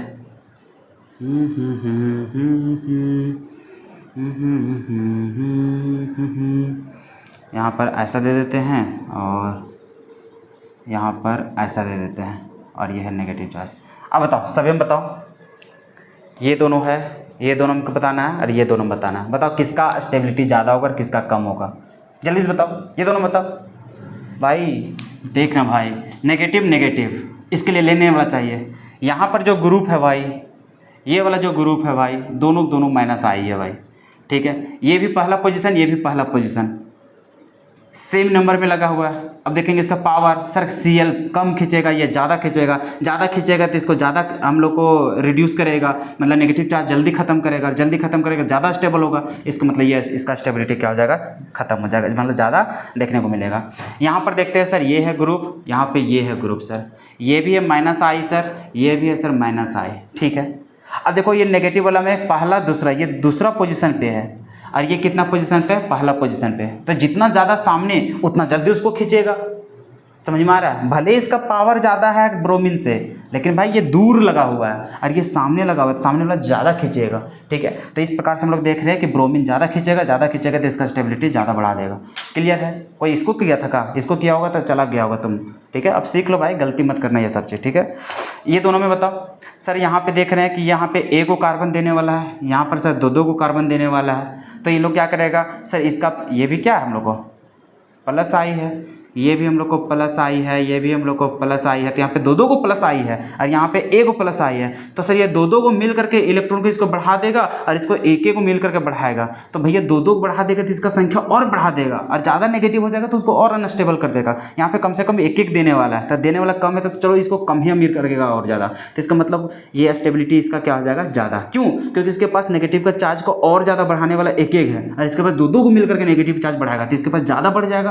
भैया नेगेटिव चार्ज जितना कम उतना अच्छा होगा, ठीक है, उतना अच्छा वो स्टेबल हो पाएगा। तो इसका मतलब सर यहाँ पे प्लस आई, यहाँ पर भी प्लस प्लस आई है, लेकिन यहाँ पे एक एक देने वाला है, यहाँ पे दो दो देने वाला है, तो दो दो वाला देने वाला इसको ज़्यादा अमीर कर देगा, यहाँ पर कम ही अमीर करेगा। तो भैया कम अमीर वाला यहाँ पे क्या होगा, स्टेबल होगा। क्लियर है? तो मतलब कि जितना कम नेगेटिव चार्ज उतना ज़्यादा वो स्टेबल होगा। तो समझ में आ गया? तो कोई इसको मत स्टेबल कर देना ज़्यादा। ठीक है, 3 क्वेश्चन करवाएं, तीनों क्वेश्चन से तुम्हें समझ में आ गया होगा। चलो अब चलते हैं हम लोग फ्री रेडिकल की कहानी। अब चलो हम लोग चलते हैं कंपेयर करने स्टेबिलिटी ऑफ फ्री रेडिकल। अब देखो फ्री रेडिकल कैसे होता है, पहले तो तुम लोग को बता दिए थे। जैसे ये कार्बन है, कार्बन 3 बॉन्ड बनाया है और यहाँ पर इसके पास क्या रहता है, अपना इलेक्ट्रॉन रहता है। अच्छा बताइए अमीर है कि गरीब है, ये पहले बताओ तो। सर हम लोग जानते हैं गरीब अमीर ये डिसाइड होता है उसका कहाँ से, तो सर हम लोग देखते हैं वैलेंस इलेक्ट्रॉन में उसका क्या ऑक्टेट पूरा है कि नहीं पूरा है। हम लोग यहाँ पे देखते हैं क्या इसका ऑक्टेट पूरा है। सर हम लोग देखते हैं यहाँ पे 2 इलेक्ट्रॉन 2 इलेक्ट्रॉन 2 इलेक्ट्रॉन 6 इलेक्ट्रॉन और एक 7 इलेक्ट्रॉन। सर 8 से कम है तो मतलब ये गरीब है, 8 से कम है तो मतलब वो गरीब है, ये तो लोग जानते हैं। मतलब सर ऑब्वियस सी बात है, भले इसका कार्बन के पास चारों इलेक्ट्रॉन है, एक यहाँ एक यहाँ एक यहाँ, 3 गो और एक यहाँ 4 गो अपना, मतलब अपना जितना होता था वो तो है ही उसका वैलेंस शेल इलेक्ट्रॉन में। लेकिन अगर यहाँ पे बॉन्ड बनाने के बावजूद भी इसके पास ऑक्टेट पूरा हुआ है क्या, नहीं हुआ है। इसके पास अगर हम लोग बात करेंगे तो टोटल कितना इलेक्ट्रॉन दिखाई दे रहा है, 7 इलेक्ट्रॉन। टोटल कितना दिखाई दे रहा है, 7 इलेक्ट्रॉन। अरे भाई 2 इसका 2 इसका 2 इसका, अरे बॉन्ड वाला में 6 गो और एक 7 गो, तो ये 7 ही को दिखाई दे रहा है। मतलब सर अभी भी ये हम लोग को क्या है, गरीब है। तो ऑक्टेट जब तक पूरा नहीं होता है, 8 इलेक्ट्रॉन नहीं होता, तब तक उसको हम लोग स्टेबल मानते नहीं थे। क्लियर है? तो मतलब सर ये अनस्टेबल है। अनस्टेबल क्यों है, क्योंकि ये गरीब है। गरीब है तो इसको कैसा चाहिए, इलेक्ट्रॉन लेने वाला, मतलब इलेक्ट्रॉन देने वाला इसको चाहिए। तो इलेक्ट्रॉन देने वाला चाहिए, मतलब सर हम लोग साफ साफ पता चल रहा है कि एक तरह से कार्बोकैटायन के जैसे ही बिहेव कर रहा है। कार्बोकैटायन में भी क्या होता था, इलेक्ट्रॉन की कमी था। अरे भैया ये भी तो इलेक्ट्रॉन की कमी है भाई। क्लियर है? उसमें हम लोग 2 इलेक्ट्रॉन की कमी था कार्बोकैटायन में, इसमें 1 इलेक्ट्रॉन की कमी है। समझ में आ रहा है ना? तो इस प्रकार से हम लोग देखें कि सर जैसा बिहेव करता था कार्बोकैटायन, ठीक उसी प्रकार से बिहेव करेगा कौन, फ्री रेडिकल। तो हम लोग यहाँ पे समझ रहे हैं कि यहाँ पे कैसा ग्रुप लगाने की जरूरत पड़ेगा, प्लस आई का। सर यहाँ पे कैसा ग्रुप लगाने की जरूरत पड़ेगा, प्लस आई। यहाँ पे कैसा, प्लस आई ग्रुप लगाने की जरूरत पड़ेगा, ताकि ये इलेक्ट्रॉन को यहाँ पे क्या कर सके, रीच कर सके। क्लियर है? तो अगर यदि यहाँ पे हम लोग बात करेंगे स्टेबिलिटी का, तो हम लोग क्या बोलेंगे कि अगर यदि sir stability of free radical, मतलब कार्बन के ऊपर 1 इलेक्ट्रॉन, तो फ्री रेडिकल तो ये डायरेक्टली प्रोपोर्शनल होगा किसका, प्लस आई का, और इन्वर्सली प्रोपोर्शनल होगा किसका, माइनस आई का। मतलब अगर माइनस आई लगा दोगे तो इसका स्टेबिलिटी घट जाएगा, प्लस आई लगा दोगे तो इसका स्टेबिलिटी बढ़ जाएगा। अब इसका क्वेश्चन से समझते हैं। क्वेश्चन से अगर मान के चलो तुम्हारे सामने ऐसा है, ठीक है, ऐसा लगा है मतलब फ्री रेडिकल, ठीक है, समझ में आ रहा है ना? चलो हाँ, उसके बाद मान के चलो तुम्हारे सामने ऐसा है, ठीक है, फिर यहाँ पर ऐसा है। मान के चलो इसके पास तुम्हारा लगा देते हैं NO2 लगा देते हैं, यहाँ पर हम यहाँ लगा देते हैं Cl लगा देते हैं, यहाँ पर हम लगा देते हैं CH3। अब बताओ किसका स्टेबिलिटी ज़्यादा है। अगर हम यहाँ पे नाम दे दें तुम लोग को, मान के चलो ये A है, ये वाला B है और ये वाला C है, बताओ अरेंज करो तो किसका स्टेबिलिटी ज़्यादा होगा ये तीनों में से। सर हम लोग सबसे पहले देखते हैं कार्बन का चेन, ठीक है, ये भी रेडिकल है सर, ये भी रेडिकल है सर, ये भी रेडिकल है सर। यहाँ पे पोजीशन सबसे पहले देते हैं हम लोग 1 2 1 2 1 2। सर 2 पोजीशन पे सब में लगा हुआ है ग्रुप, इसमें भी इसमें भी इसमें भी, ठीक है सर। अब यहाँ पे देख रहे हैं सर ये हम लोग को माइनस आई है, ये भी सर माइनस आई है, और ये सर हम लोग को प्लस आई है। अब तुम लोग को बताना है कि किसका स्टेबिलिटी ज़्यादा होगा। सर ऑब्वियस सी बात है, कार्बोकैटायन में प्लस आई अगर है तो उसका स्टेबिलिटी उसका बढ़ा देता है। ये दोनों तो यहाँ पे क्या है, लूटने वाला है, ये हम लोग को देने वाला कम से कम है। ये देगा भैया तो इसका स्टेबिलिटी को क्या करेगा, बढ़ाएगा। ये स्टेबिलिटी को क्या करेगा, बढ़ाएगा। बाकी सभी लोग क्या है, ये सब तो इलेक्ट्रॉन को और खींचने वाला है, ये तो उसको और भिखमंगा कर देगा, ये तो उसको और गरीब कर देगा। तो भैया ये सब तो खराब है, सबसे ज़्यादा ये जीत जाएगा। तो अगर यदि हम लोग स्टेबिलिटी की बात करेंगे, क्या बात करेंगे, स्टेबिलिटी का, कि स्टेबिलिटी ऑफ कार्ब मतलब कि फ्री रेडिकल, तो ये हम लोग को क्या हो जाएगा ऑर्डर, सबसे ज़्यादा कौन जीतेगा, सी जीत जाएगा। अब बात करते हैं बी और ए में कौन जीतेगा। सर यहाँ पे NO2 है, यहाँ पर Cl है, ज़्यादा कौन खींचता है, सर Cl वाला वीक हम लोग को होता है, और ये NO2 क्या होता है, स्ट्रॉन्ग माइनस आई होता है। तो स्ट्रॉन्ग माइनस आई है तो ये ज़्यादा इलेक्ट्रॉन खींचेगा, ज़्यादा इलेक्ट्रॉन खींचेगा तो ये तो और ज़्यादा गरीब करेगा, और गरीब करेगा तो ये ज़्यादा हम लोग को अनस्टेबल हो जाएगा। ये तो चलो खींचने वाला है, थोड़ा कम खींचेगा तो चलो थोड़ा मोड़ा इसको स्टेबल से अनस्टेबल में बदलेगा, ठीक है। मतलब ये दोनों में अगर कंपेयर करेगा तो इसके कंपेयर में तो स्टेबल ही रहेगा। क्यों? क्योंकि इसको तो ज़्यादा गरीब नहीं हुआ होगा, ये तो बहुत ज़्यादा गरीब हो जाता है। तो मतलब ए और बी में अगर कंपेयर करेंगे तो कौन जीत जाएगा? बी जीत जाएगा। उसके बाद हम लोग को क्या हो जाएगा? ए हो जाएगा कि सबसे ज़्यादा स्टेबल अगर देखने को मिल रहा है तो प्लस आई वाला ऑब्वियस सी बात है जीत जाएगा। ये दोनों में से कौन खींच रहा है कम? जो कम खींचेगा वो जीत जाएगा। तो ये इसमें देखें हम लोग सर Cl है और इसमें NO2 है, Cl वाला कम खींचता है तो ये ज़्यादा जीत जाएगा। क्लियर है? तो ये रहा ऑर्डर।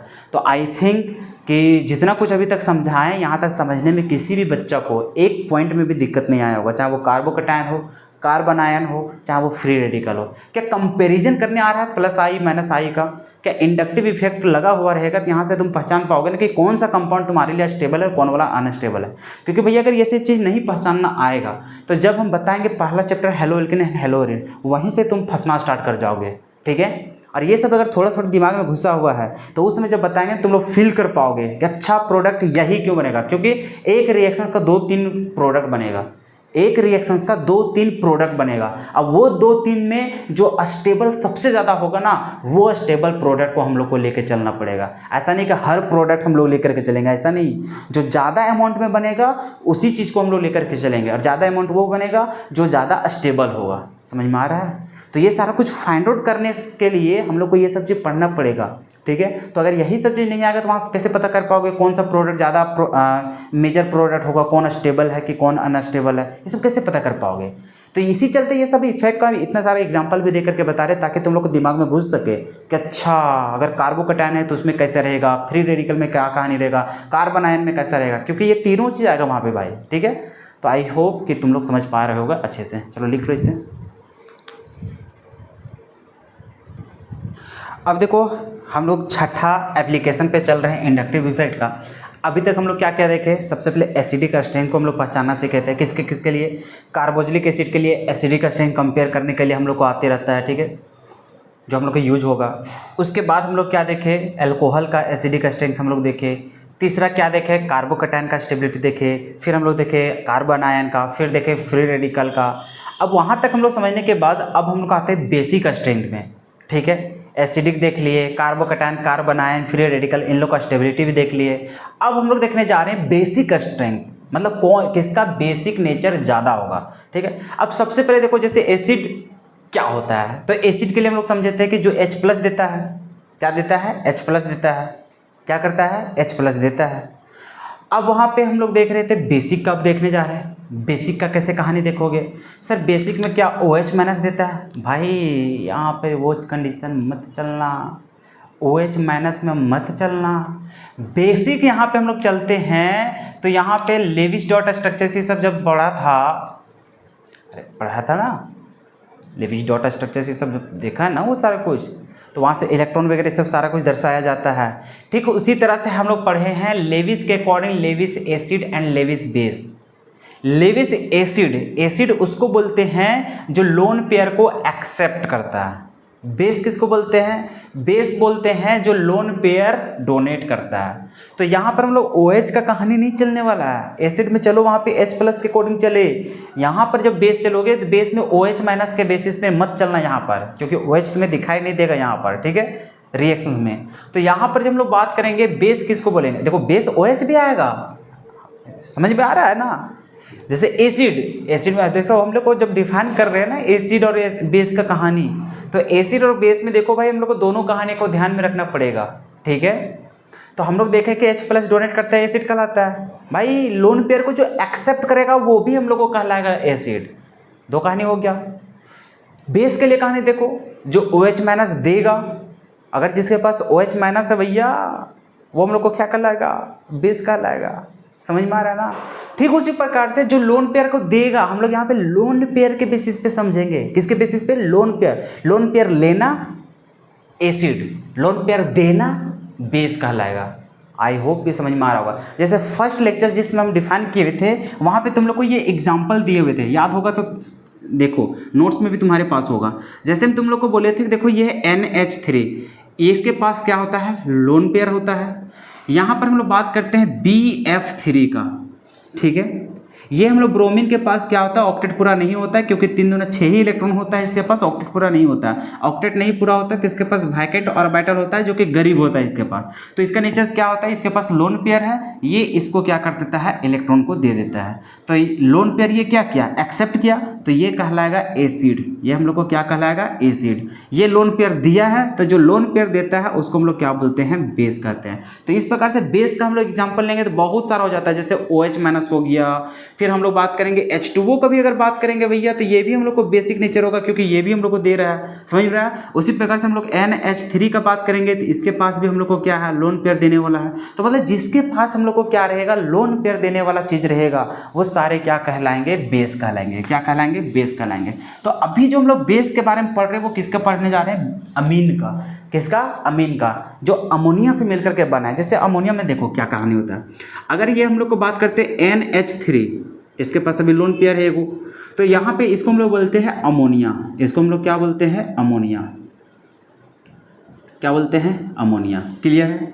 अब यहाँ पे देखो NH, 3 को में से 2 इलेक्ट्रॉन रहने दिए और 1 इलेक्ट्रॉन को हटा करके अगर यहाँ पर कोई R लगा देते हैं, क्या लगा देते हैं, R, मतलब कार्बन का चेन लगा देते हैं, तो यहाँ पे ये बन जाता है प्राइमरी अमीन। इसको हम लोग क्या बोलते हैं, 1 डिग्री अमीन बोलते हैं। अमोनिया नहीं बोलेंगे, इसको क्या बोलेंगे, अमीन बोल देते हैं। अगर अमोनिया में हाइड्रोजन को हटा करके वहाँ पर कोई कार्बन का चेन आ जा रहा है तो उस ग्रुप को क्या बोलते हैं, उस कंपाउंड को क्या बोलते हैं, अमीन बोलने लग जाते हैं। अब अमीन भी 3 तरह का होगा। कैसे, अगर यहाँ पर एक को कार्बन लगा हुआ है तो उसको बोलेंगे प्राइमरी अमीन। अगर यदि मान के चलो तुम्हारे पास ऐसा है, यहाँ पे 2 हाइड्रोजन है, 2 हाइड्रोजन में से 1 हाइड्रोजन को रहने दिए और यहाँ पर भी R और इधर भी R लगा दिए, कितना इसका डिग्री हो गया, 1 कार्बन और इधर से 1 कार्बन, 2 को कार्बन डायरेक्टली लगा इसके पास, तो इसको हम लोग बोलते हैं कितना, 2 डिग्री अमीन बोलते हैं। इसको हम लोग क्या बोलेंगे, 2 डिग्री अमीन बोलेंगे। ठीक उसी प्रकार से ये वाला भी हाइड्रोजन को हटा दिया जाए और ये तीनों तरफ क्या लगा दिया जाए, R R R R क्या दिखाता है हम लोग को, कार्बन का चेन। अब ये हो गया। अब इसके पास कितने कार्बन का चेन जुड़ा हुआ डायरेक्टली, 1 2 3 को, तो इसका डिग्री कितना हो जाएगा, तो 3 डिग्री हो जाता है। इसको बोल देंगे टर्शियरी अमीन बोलते हैं। इसको हम लोग क्या बोलते हैं, टर्शियरी अमीन, इसको सेकेंडरी अमीन, इसको प्राइमरी अमीन। अब देखो नाइट्रोजन तो 3 ही बॉन्ड बनाया है, यहाँ पर भी, यहाँ पर भी, तो इसके पास भी लोन पेयर 2 होगा। यहाँ पर भी 3 ही बॉन्ड बनाया तो इसके पास भी, यहाँ पर भी 3 बॉन्ड बनाया है तो यहाँ पर भी। क्लियर है। तो सभी के पास क्या है, लोन पेयर है। सभी के पास क्या है, लोन पेयर है। तो सभी क्या करेंगे, यहाँ पर इलेक्ट्रॉन को डोनेट कर सकते हैं। सभी क्या कर सकते हैं, इलेक्ट्रॉन को डोनेट कर सकते हैं। तो इलेक्ट्रॉन को डोनेट करेगा तो इसका मतलब ये क्या कहलाएगा, बेस कहलाएगा। ये क्या कहलाएगा, बेस कहलाएगा। तो इसी बेसिक का हम लोग क्या देखने वाले हैं, तो स्ट्रेंथ देखेंगे कि किसका बेसिक स्ट्रेंथ ज़्यादा है, किसका कम है। ठीक है। तो इस तरह से, तो अभी जैसे कि यहाँ पे पढ़ रहे हैं कि to compare basic strength of amine. और यहाँ पे एक चीज़ और, ये जो यहाँ पे अमीन बात करने वाले हैं वो एलिफैटिक पे बात करेंगे। किसका बात करेंगे, एलिफैटिक पे। एरोमेटिक पे बात हम लोग नहीं कर रहे हैं। ठीक है, एलिफैटिक पे बात कर रहे हैं। तो एलिफैटिक कंपाउंड में हम लोग देख रहे हैं अमीन का, हम लोग किसका देखने जा रहे हैं, अमीन का। अब हम लोग समझने जाते हैं यहाँ पर कि अमीन बेस कैसे कहलाता है। ठीक है, तो हम लोग ये बेस क्यों है समझो। जैसे मान के चलो हम लोग बात करते हैं यहाँ पर ऐसा, कोई सा भी एग्जांपल ले लेते हैं। मान के चलो हमारे पास इस प्रकार से है नाइट्रोजन। ठीक है, और ये नाइट्रोजन के पास इधर कोई ग्रुप लगा होगा। ठीक है, और यहाँ पर हम लोग को क्या है, लोन पेयर है। ठीक है, ये लोन पेयर क्या करता है, तो हाइड्रोजन मान के चलो H+ है। क्या है, H+। ये भिखमंगा है, इसके पास तो इलेक्ट्रॉन की कमी है, तो ये इलेक्ट्रॉन इसको क्या करेगा, देगा। ये इलेक्ट्रॉन क्या करता है, देगा। देखो ये बेस क्यों कहलाता है, ये बेस तब कहलाएगा ना जब ये अपना इलेक्ट्रॉन किसी को डोनेट कर रहा है। जैसे ये अपना इलेक्ट्रॉन क्या कर रहा है, इसको डोनेट कर रहा है। अब जब ये डोनेट कर रहा है तो ये हम लोग को क्या बना रहा है, तो सर ये हम लोग को बना रहा है यहाँ पर ऐसा एन, इधर से 3 को बॉन्ड बना हुआ था, ये यहाँ से क्या कर दिया, हाइड्रोजन बना लिया। अब इसके ऊपर क्या आ जाता है, पॉजिटिव चार्ज। गलती से मत बोलना कि ये पॉजिटिव चार्ज आ गया तो इस गरीब हो गया, नहीं नहीं नहीं। ठीक है, ये एक्स्ट्रा बॉन्ड यहाँ पे बनाया है, इसके लिए यहाँ पर क्या आया है, पॉजिटिव चार्ज आया है। ठीक है, जैसे कभी ये वाटर की बात करेगा इस प्रकार से, जैसे वाटर का बात करता है तो ये H2O बनाता है, मतलब वाटर के पास 2 ही बॉन्ड बना है यहाँ पर। अगर इसके पास एक और बॉन्ड बना जाएगा तो इसके पास आ जाएगा पॉजिटिव चार्ज। इसका मतलब ये नहीं है कि ये गरीब है, गरीब नहीं है, ये गरीब नहीं है। ठीक है, इसके पास इलेक्ट्रॉन लूज नहीं हुआ है। ठीक है, तो ये अलग चीज़ हो जाता है। इसके पास ये बताता है फॉर्मेशन कि हाँ इसके पास एक एक्स्ट्रा बॉन्ड बना है। क्लियर है। ठीक है, यहाँ पे चलो, तो हम लोग यहाँ पे ये चीज़ समझ गए हैं सर। तो अब देखो ये बेस कब कहलाएगा, ये बेस तब कहलाएगा जब ये इलेक्ट्रॉन को डोनेट करेगा। अब बेसिक स्ट्रेंथ पढ़ने वाला हो। इसका मतलब क्या समझ रहे हो कि किसका बेसिक स्ट्रेंथ ज़्यादा है, मतलब किसके पास इलेक्ट्रॉन डोनेट करने की कैपेसिटी ज़्यादा है। भाई उसके पास ज़्यादा कैपेसिटी होगा जिसके पास इलेक्ट्रॉन डेंसिटी ज़्यादा हो। मतलब सर डोनेट कौन कर रहा है, ये वाला लोन पेयर। इसका मतलब सर ये नाइट्रोजन के पास जितना ज़्यादा क्या होगा, इलेक्ट्रॉन की संख्या होगा, जितना इलेक्ट्रॉन की डेंसिटी ज़्यादा होगा उतना ज़्यादा ये डोनेट कर पाएगा। अब मान के चलो इसके पास इलेक्ट्रॉन की कमी है, भैया वो कहाँ से डोनेट कर पाएगा। तो बताओ इसको बेसिक स्ट्रेंथ बनाने के लिए हमें यहाँ पे कौन सा ग्रुप लगाने की जरूरत है, माइनस आई। अरे यार अगर माइनस आई लगाओगे तो ये इलेक्ट्रॉन से क्या करेगा, खींच देगा। इलेक्ट्रॉन इसके पास और खिंचाने लगेगा तो बताओ ये अच्छा से किसी को डोनेट कर पाएगा क्या, नहीं। इलेक्ट्रॉन को इसको डोनेट करना है क्योंकि इसको बेस बनना है। बेस बनने के लिए क्या है भैया, इलेक्ट्रॉन को डोनेट करना होगा। तो कोई भी बेसिक नेचर किसी का ज़्यादा तभी होगा जब उसके पास इलेक्ट्रॉन की डेंसिटी ज़्यादा हो, क्योंकि इलेक्ट्रॉन की डेंसिटी ज़्यादा नहीं रहेगा तो वो डोनेट कहाँ से कर पाएगा। अगर इलेक्ट्रॉन डेंसिटी कम हो जाएगा तो भैया वो दूसरे को कहाँ से दे पाएगा, भाई खुद ही उसके पास इलेक्ट्रॉन घट जाएगा तो वो कहाँ से दे पाएगा दूसरे को अच्छे से। तो इलेक्ट्रॉन देने के लिए उसके पास भरपूर मात्रा में इलेक्ट्रॉन होना चाहिए, डेंसिटी ज़्यादा होना चाहिए। तो मान के चलिए इसका बेसिक स्ट्रेंथ तो तुम कंपेयर करोगे तो कैसे कंपेयर करोगे, सर ये तीनों जो बॉन्ड यहाँ पे बन लगेगा, ये तीनों बॉन्ड कैसा होना चाहिए, प्लस आई होना चाहिए। अगर माइनस आई हो गया तो खींचेगा, और खींचेगा भैया तो उसका डेंसिटी क्या हो जाएगा, कम हो जाएगा। डेंसिटी कम हो जाएगा तो डोनेट नहीं कर पाएगा। और प्लस आई लगा दोगे तो सभी लोग इसको इलेक्ट्रॉन देंगे, और इलेक्ट्रॉन देंगे तो इसके पास इलेक्ट्रॉन डेंसिटी और बढ़ जाएगा, और बढ़ जाएगा तो ये आसानी से क्या करेगा, इलेक्ट्रॉन को डोनेट कर सकता है। तो सर हम लोग यहाँ पे जो बात करने वाले हैं वो कैसा ग्रुप यहाँ पे जोड़ने वाले हैं, तो सर यहाँ पर प्लस आई, सर यहाँ पर हम लोग प्लस आई, सर यहाँ पर हम लोग प्लस आई ग्रुप को यहाँ पे जोड़ने वाला है। तो अगर यदि यहाँ से हम लोग समझने वाले हैं, यहाँ से हम लोग समझेंगे, कैसे समझेंगे कि सर यहाँ पे अगर हम लोग बेसिक स्ट्रेंथ की बात कर ले, क्या बात कर ले, बेसिक स्ट्रेंथ का, बेसिक स्ट्रेंथ ऑफ अमीन। तो बेसिक स्ट्रेंथ ऑफ अमीन में तुम क्या समझ रहे हो कि सर डायरेक्टली प्रोपोर्शनल होगा प्लस आई और इनवर्सली प्रोपोर्शनल होगा किसका, माइनस आई। क्या ये बात अगर हम लिख दिए हैं तो क्या इस बात से तुम लोग संतुष्ट हो या नहीं हो।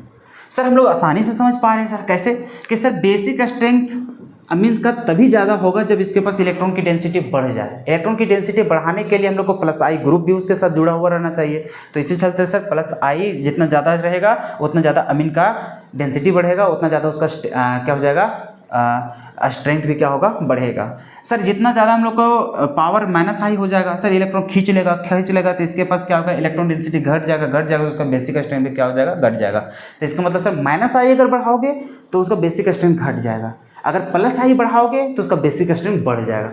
आई होप कि यहाँ तक समझ में किसी को दिक्कत नहीं आया होगा, ठीक है। क्या यहाँ तक समझने में किसी को कोई दिक्कत नहीं ना, हाँ सर। तो यहाँ पे हम लोग को क्या है कि सर अगर यहाँ पे हम लोग प्लस आई को लगा दे रहे हैं तो इसके हम लोग को क्या है, तो sir charge density increases, charge density increases. तो अगर चार्ज डेंसिटी उसका इंक्रीज करेगा इसका मतलब क्या होगा सर, वो आसानी से इलेक्ट्रॉन को क्या करेगा, डोनेट कर पाएगा, ठीक है। या फिर डायरेक्ट बोल सकते हो availability of electron density on nitrogen increases, clear है। तो ये सारा कुछ तुम लिख सकते हो, ठीक है। तो charge density on nitrogen increases, clear है। तो ये चीज़ लिख लो, यहाँ तक लिख लो। उसके बाद हम लोग इसको कंपेरिजन करना स्टार्ट करेंगे। चलो अब कंपैरिजन करो, तो बेसिक स्ट्रेंथ कंपेयर करना है, ठीक है। जैसे यहाँ पे क्वेश्चन लिखा हुआ है, अब ये चारों में से बताओ कि बेसिक स्ट्रेंथ किसका ज़्यादा होगा और किसका कम होगा। ऑर्डर पे सजाओ, देख लो यहाँ पे। अब सर देख ले सभी का सभी हम लोग नाइट्रोजन वाला ही है सर। अब देखते हैं सर, ये हम लोग देख रहे हैं सर, ये 3 डिग्री अमीन है, ये हम लोग को क्या है, 3 डिग्री अमीन है। ये हम लोग को कैसा है, 2 डिग्री अमीन है सर, ठीक है। ये कैसा है सर, ये प्राइमरी अमीन है। और ये क्या है सर, ये हम लोग को अमोनिया है, ठीक है। अब यहाँ पे समझते हैं सर, हम लोग समझ रहे हैं कि सर ये वाला सर तीनों प्लस आई है सर। ये सब हम लोग को क्या है, प्लस आई है, क्या है, प्लस आई। इसका मतलब क्या समझ रहे हैं सर कि दोनों तरफ से हम लोग, तीनों तरफ से क्या करेगा, इलेक्ट्रॉन डेंसिटी बढ़ाएगा। इसके पास सर इधर से 2 को बढ़ाएगा, इसके पास 1 बढ़ाएगा, इसके पास तो कोई बढ़ाने वाला है भी नहीं। तो नाइट्रोजन पास जितना इलेक्ट्रॉन डेंसिटी इसके पास है, इसके पास है, इसके पास है, इसके पास है, वो तो नाइट्रोजन के पास था ही। लेकिन यहाँ पर एक कार्बन बढ़ने से इसका इलेक्ट्रॉन डेंसिटी और बढ़ गया, दो लग जाने के बाद और भी ज़्यादा बढ़ गया। यहाँ पे 3 को प्लस आई लग जाने के बाद इसका इलेक्ट्रॉन डेंसिटी बहुत ज़्यादा बढ़ गया। तो हम लोग जानते हैं बेसिक स्ट्रेंथ वही ज़्यादा होगा जिसके पास लोन पेयर देने की ज़्यादा टेंडेंसी होगा। तो इसका मतलब सर अगर हम लोग बात करते हैं कि बताओ बेसिक स्ट्रेंथ, क्या बात करेंगे, बेसिक स्ट्रेंथ तो हम लोग क्या समझेंगे, जैसे मान के चलो इसका ए बोल देते हैं, इसको हम लोग बी बोल देते हैं, इसको हम लोग सी बोल देते हैं, इसको हम लोग डी बोल देते हैं, तब क्या समझोगे। तो सर हम लोग बेसिक स्ट्रेंथ अगर बात करेंगे तो हम लोग को क्या हो जाएगा, डी का बहुत कम हो जाएगा, तो हम लोग को ज़्यादा किसका है, ए का। तो ए का ज़्यादा, फिर बी का, फिर सी का, और सबसे कम किसका हो जाएगा, डी का हो जाएगा। आई होप कि तुम लोग को समझने में कोई दिक्कत नहीं आया होगा। क्या यहाँ तक समझने में कोई दिक्कत नहीं आया होगा। तो अब तुम लोग को जानने की एक और कॉन्सेप्ट ज़रूरत है अमीन का, क्योंकि यहाँ से हम लोग जब पढ़ेंगे नाइट्रोजन कंटेनिंग कंपाउंड, जो हम लोग को चौथा चैप्टर होने वाला है। जब देखो पहला चैप्टर में हेलो अल्किन हेलोअरिन है, दूसरा है अल्कोहल फिनोल ईथर है, तीसरा है एल्डिहाइड कीटोन कार्बोक्सिलिक एसिड। चौथा जो चैप्टर पढ़ोगे ना ऑर्गेनिक केमिस्ट्री में 12th क्लास वाला में, तो उसमें हम लोग को पढ़ना है क्या, नाइट्रोजन कंटेनिंग ग्रुप। तो वहाँ पे हम लोग को अमीन्स पढ़ना है, साइनाइड वगैरह सब पढ़ना है, बहुत कुछ वहाँ पे पढ़ना है, नाइट्रो वगैरह सब। तो वहाँ पर भी हम लोग अमीन्स चैप्टर पढ़ना है। तो वहाँ पर कंपेरिजन करने के लिए आ जाता है 1 नंबर में, कभी कभी 2 नंबर में, कभी कभी 3 नंबर में डिफाइन करने के लिए आ जाता है कि बताओ बेसिक स्ट्रेंथ किसका ज़्यादा होगा, primary amine, secondary amine, tertiary amine में। लेकिन यहाँ पे सर हम लोग ये दिमाग में सेट करके कभी नहीं रख सकते हैं कि 3 डिग्री वाला का हमेशा ज़्यादा होगा, उसके बाद 2 डिग्री, उसके बाद 1 डिग्री। ये वाला सीरीज कभी भी याद मत रखना, इससे तुम मर जाओगे। किस कंडीशन पे, अमीन के कंडीशन में। अमीन का कंडीशंस में कुछ और कहानी होने लग जाता है। ठीक है, ये चीज़ तुम बोले हो, ये ऑर्डर ठीक है, परफेक्ट है, लेकिन किसके लिए ये चीज़ जानना जरूरी है। क्योंकि यहाँ पे भाई तुम्हारा खाली बोल देगा कि 3 डिग्री अमीन है, 2 डिग्री अमीन है, 1 डिग्री अमीन है, 0 डिग्री अमीन है, तो बताओ किसका बेसिक स्ट्रेंथ ज़्यादा होगा। तो तुम डायरेक्ट वहाँ पे जाओगे और 3 डिग्री वाला मार दोगे, लेकिन वहाँ पे क्वेश्चन में तुम्हारा एक लैंग्वेज फेंक के दे देगा जो कि तुम नहीं पढ़ पाओगे। क्या दे देगा वो, इन एक्वस फेज बोल देगा इन गैसियस फेज। अगर वो एक्वस फेज गैसियस फेज का कहानी पेला तो भैया तुम गया वहाँ पे। तो ध्यान से वहाँ पे क्वेश्चंस को तुम्हें देखना पड़ेगा कि ठीक है अमीन का कंपैरिजन करने बोला है, लेकिन कौन सा अमीन कहाँ पे है भाई। तो अगर यदि वो गैसियस स्टेट में बोला है, किसमें, गैसियस स्टेट में, कि ये सारे के सारे किस में है, तो गैस फेज में है। अगर गैस फेज में है तो उस अवस्था में ये वाला ट्रेंड फॉलो होगा। लेकिन जैसे इस चीज़ को अगर हम लोग एक्वस मीडियम में डालते हैं, अगर उसको एक्वस फेज में अगर उसको रखते हैं, भैया इसका कहानी ही चौपट हो जाएगा, कहानी ही बदल जाएगा। वहाँ पे कंपैरिजन किस में चला जाएगा, हाइड्रोजन बॉन्डिंग में चला जाएगा।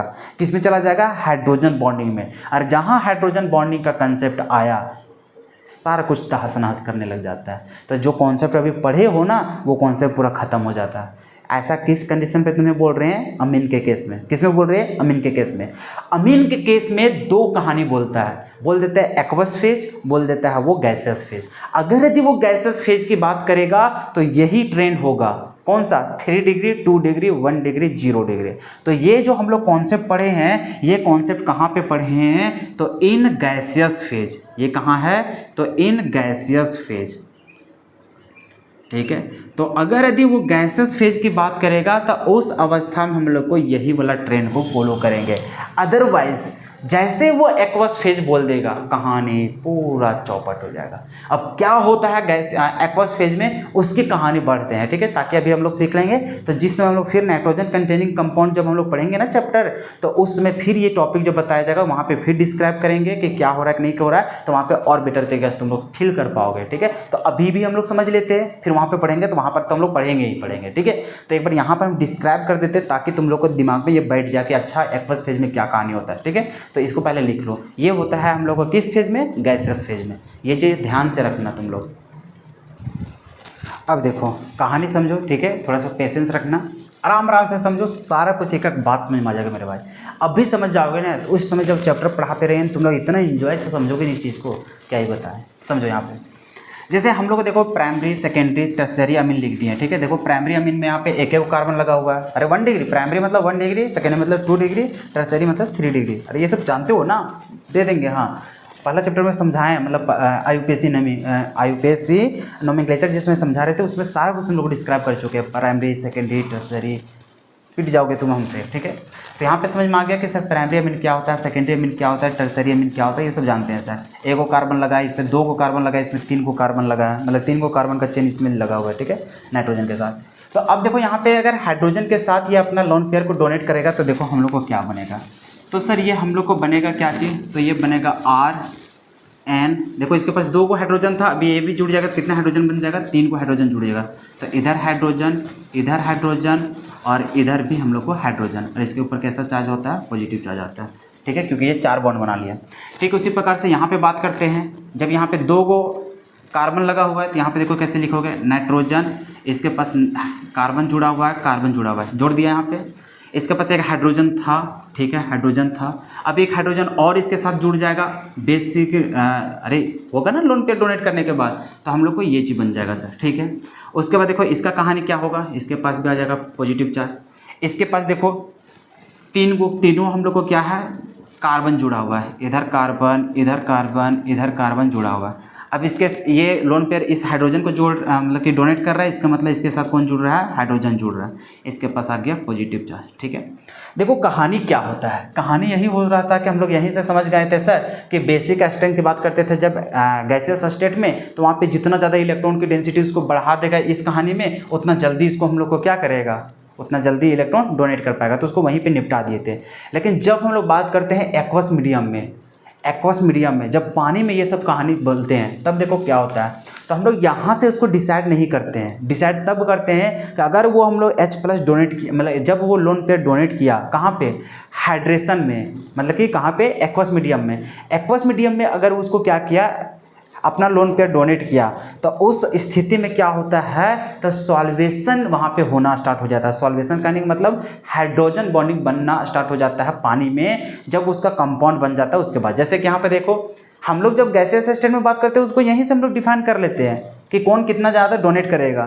लेकिन जब हम लोग एक्वस मीडियम में बात करते हैं तो हम लोग यहाँ डिसाइड नहीं करते कि कौन कितना डोनेट कर रहा है, वहाँ पे डिसाइड ये होता है कि डोनेट करने के बाद जो कंपाउंड बन रहा है वो कितना स्टेबल है, ये डिसाइड करने लग जाता है कहाँ पे, एक्वस मीडियम में, ठीक है। तो होगा क्या, जब इन लोग डोनेट करता है तो इस प्रकार का कंपाउंड बनाएगा। अब यहाँ से देखो जब हम लोग सॉल्वेशन में रहता है तो सॉल्वेशन में कहानी क्या होता है, जब हम लोग यहाँ पे बात करते हैं सॉल्वेशन, किसका बात करते हैं, सॉल्वेशन कहते हैं, या तो फिर इसी को बोलते हैं हम लोग हाइड्रोजन बॉन्डिंग। क्या बोलते हैं, हाइड्रोजन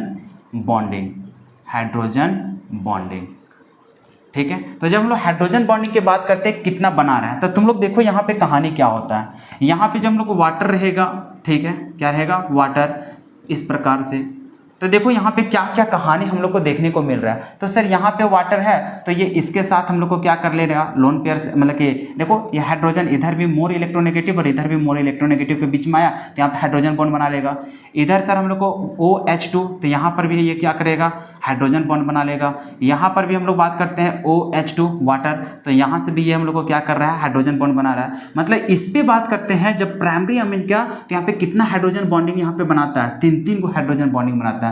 मतलब यहाँ पे हाइड्रोजन बॉन्ड की संख्या कितना हो गया, 3 गो, कितना हो गया, 3 गो। ठीक उसी प्रकार से यहाँ पे बात करते हैं तो 2 ही हाइड्रोजन है, मतलब सर यहाँ पर 2 ही को क्या बनाएगा, हाइड्रोजन बॉन्डिंग बनाएगा। यहाँ पे क्या बनाएगा सर, 2 ही को हाइड्रोजन बॉन्डिंग का फॉर्मेशन करेगा, ठीक है। तो मतलब सर यहाँ पे हाइड्रोजन बॉन्डिंग की संख्या कितना हुआ, 2 हुआ। यहाँ पे बात करेंगे तो सर यहाँ पे एक हम लोग को क्या है, हाइड्रोजन है, इसका मतलब ये क्या बनाएगा सर, एक ही को हाइड्रोजन बॉन्डिंग का फॉर्मेशन करेगा। मतलब हाइड्रोजन बॉन्डिंग की फॉर्मेशन कितना हो गया, 1। और तुम लोग को पता है कि कोई भी कंपाउंड स्टेबल ज़्यादा हो जाता है सॉल्वेंट में तब जब वहाँ पे क्या होता है, हाइड्रोजन बॉन्डिंग का फॉर्मेशन हो जाता है। तो यहाँ पे देखो ये सब जो कंपाउंड है, हाइड्रोजन बॉन्डिंग जितना ज़्यादा बनाएगा उतना ज़्यादा वहाँ पे स्टेबल रहेगा। कितना करेगा, उतना ज़्यादा स्टेबल रहेगा। तो उतना ज़्यादा स्टेबल होगा, इसका मतलब सर ये जैसे लोन पेयर डोनेट करेगा, डोनेट करने के बाद यहाँ पे ज़्यादा स्टेबल हो जाएगा। क्यों, क्योंकि यहाँ पे ज़्यादा हाइड्रोजन हो जाएगा, और ज़्यादा हाइड्रोजन हो जाएगा इसका मतलब सर ज़्यादा हाइड्रोजन बॉन्डिंग बनाएगा। ठीक वही देखो यहाँ पर इसके पास एक भी हाइड्रोजन नहीं था। जब यहाँ पे डोनेट किया, डोनेट बनने के बाद एक हम लोग को हुआ, तो यहाँ पे सर एक हाइड्रोजन बॉन्डिंग बन रहा है, यहाँ पे 2 बन रहा है, यहाँ पे 3 हाइड्रोजन बॉन्डिंग बन रहा है। तो जितना नंबर में वहाँ पे हाइड्रोजन बॉन्डिंग बनेगा ना, उतना ज़्यादा उस कंपाउंड को स्टेबल करेगा। तो अगर यदि ये स्टेबल है, अगर कंपाउंड स्टेबल बन रहा है, तो वो रिएक्टेंट से प्रोडक्ट की तरफ जल्दी शिफ्ट होगा। मान के चलो प्रोडक्ट तुम्हारा स्टेबल बन ही नहीं रहा है, तुम्हारा स्टेबल है रिएक्टेंट है, तो वो रिएक्टेंट से प्रोडक्ट कभी वो बनता नहीं है। प्रोडक्ट क्यों बनता है? प्रोडक्ट तब बनता है, इसलिए बनता है क्योंकि जो रिएक्टेंट है वो जितना स्टेबल होता है उससे ज़्यादा स्टेबल तुम्हारा प्रोडक्ट में हो जाता है उस कंपाउंड। तो इसी चलते वो मूव करता है किधर? फॉरवर्ड डायरेक्शन में, मतलब वो रिएक्टेंट से प्रोडक्ट बनाता है वो। तो भैया यहाँ पे वही तो देखने को मिल रहा है ना कि जैसे ये प्रोडक्ट बनाता है ये ज़्यादा स्टेबल हो जा रहा है। तो भैया इसी चलते हम लोग इस फॉर्म में देखने को मिलेगा। तो सर जो प्रोडक्ट बन रहा है वो ज़्यादा स्टेबल है, किस चीज़ में? जब वो हम लोग को 1 डिग्री होता है उस कंडीशन पे। तो अगर यदि यहाँ पे हम लोग ट्रेंड की बात करें, किसमें? एक्वस मीडियम में, तो भाई यहाँ पे कॉन्ट्राडिक्ट हो जाता है। कॉन्ट्राडिक्ट क्या होगा? ध्यान से देखो, जब अगर हम लोग इफेक्ट की बात करते हैं, क्या? बेसिक स्ट्रेंथ, बेसिक स्ट्रेंथ को BS से दिखा रहे हैं, ठीक है, बेसिक स्ट्रेंथ। अगर बेसिक स्ट्रेंथ का ऑर्डर अगर तुम देखोगे तो हम लोग को किसका स्टेबिलिटी ज़्यादा देखने को मिल रहा है? 1 डिग्री का। मतलब तुम क्या बोलोगे सर? 1 डिग्री वाला अमीन का ज़्यादा हो जाएगा, मतलब 1 डिग्री अमीन का ज़्यादा हो जाएगा किससे? 2 डिग्री अमीन। उससे ज़्यादा किसका, मतलब उससे कम किसका हो जाएगा? 3 डिग्री अमीन। तो अगर यदि तुमसे पूछा जाए बताओ basic strength in aqueous medium, तो तुम ये वाला बोलोगे, ठीक है। तो यहाँ पे अगर हम बोले कि in aqueous medium, aqueous medium, ठीक है, तो एक्वस मीडियम में बेसिक स्ट्रेंथ तुम ये वाला एग्जांपल वो बताओगे कि सर हम लोग को 1 डिग्री वाला का ज़्यादा बेसिक स्ट्रेंथ हो जाएगा। क्यों? क्योंकि जैसे वो बेस हम लोग को, जैसे वो लोन पेयर डोनेट करेगा, डोनेट करने के बाद वो ज़्यादा स्टेबल हो जाता है, ज़्यादा स्टेबल होता है तो ऑब्वियस सी बात हो जाए उसका बेसिक स्ट्रेंथ ज़्यादा हो जाएगा, ठीक है। तो इसका मतलब सर अगर एक्वस मीडियम में बात करेंगे तो ये आएगा। और वही चीज़ अगर तुम बात करोगे किस में? In gaseous phase, in gaseous phase, तो सर गैसियस फेज में तो कहानी अलग ही हो जाता है सर। और यहाँ पर अगर बेसिक स्ट्रेंथ की बात करोगे तब क्या होता है सर? यहाँ पे होता है हम लोग को 3 डिग्री का ज़्यादा, फिर 2 डिग्री का, फिर 1 डिग्री का। अब हम लोग को बात आ गया कि आखिर किसका बात माने। अगर हम सॉरी अगर यहाँ पे, अरे यार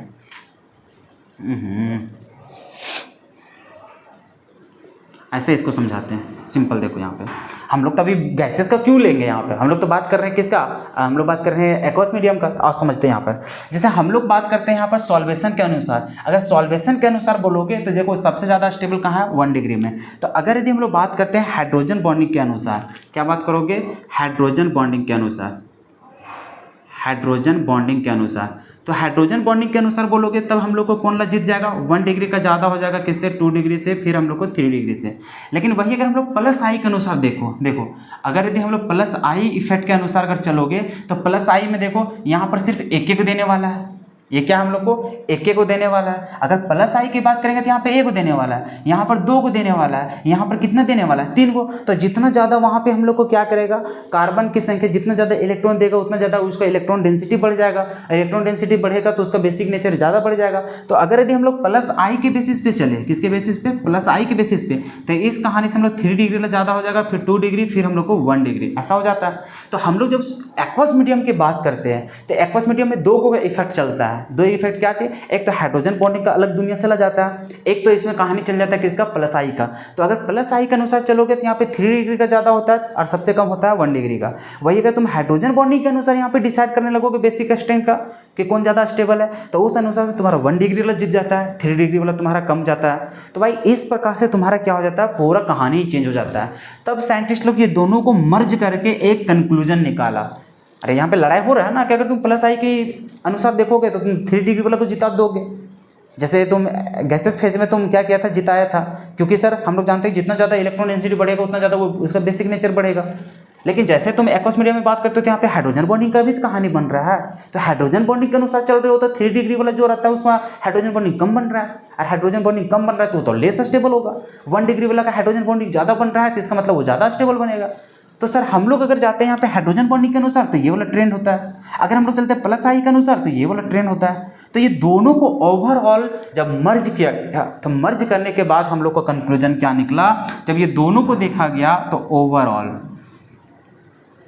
ओवरऑल ठीक है बेसिक स्ट्रेंथ, तो देखो ओवरऑल बेसिक स्ट्रेंथ जो देखा गया, अब देखो ये दोनों में से देखो सेम क्या मिल रहा है, एक बार 1 डिग्री ज़्यादा हो जा रहा है, एक बार 3 डिग्री हो जा रहा है, लेकिन इसमें भी 2 डिग्री और इसमें भी 2 डिग्री, दोनों मिडिल में ही है। मतलब देखो कभी कभी 2 डिग्री से 3 डिग्री, मतलब 3 डिग्री से ज़्यादा है, 1 डिग्री भी ज़्यादा है, मतलब दोनों को कॉन्ट्राडिक्ट कर रहा है कौन, 2 डिग्री। अरे भैया कभी 1 डिग्री और 3 डिग्री तो आपस में चल जा रहा है, वो लोग तो चेंज हो ही रहा है, लेकिन चेंज क्या नहीं हो रहा है, 2 डिग्री वाला। इसका मतलब से 2 डिग्री 3 डिग्री भी ज़्यादा है, 1 डिग्री भी कभी कभी ज़्यादा है, मतलब दोनों से कभी ना कभी वो जीत जा रहा है। इसका मतलब सर यहाँ पे हम लोग को कौन जीत जाएगा सबसे ज़्यादा, 2 डिग्री। उसके बाद हम लोग को क्या हो जाता है, कभी 1 वाला जीतता है, कभी 3 वाला जीतता है। तो कभी ऐसा हो जाता है, कभी 1 डिग्री हो जाएगा, उसके बाद कभी हो जाएगा क्या चीज़, 3 डिग्री वो देखने को मिलेगा। और एक बार ऐसा भी देखने को मिलता है बेसिक स्ट्रेंथ, कभी कभी ऐसा देखने मिलता है 2 डिग्री वाला ज़्यादा रहेगा, कभी कभी 1 आगे हो जाता है, कभी कभी 3 आगे हो जाता है। तो कभी ऐसा देखने मिलेगा 3 डिग्री 1 डिग्री ऐसा देखने मिलेगा। लेकिन कहानी कब होगा, जब हम लोग को 1 डिग्री वाला कब आगे होगा 3 डिग्री से, तो 1 डिग्री वाला तब हम लोग को आगे देखने को मिलेगा जब हम लोग को जो कार्बन का चेन जो यहाँ पे लग रहा है, इस कार्बन की संख्या में क्या हो, CH3 हो, मतलब एक को कार्बन लगा हो, मतलब मिथाइल ग्रुप लगा हो।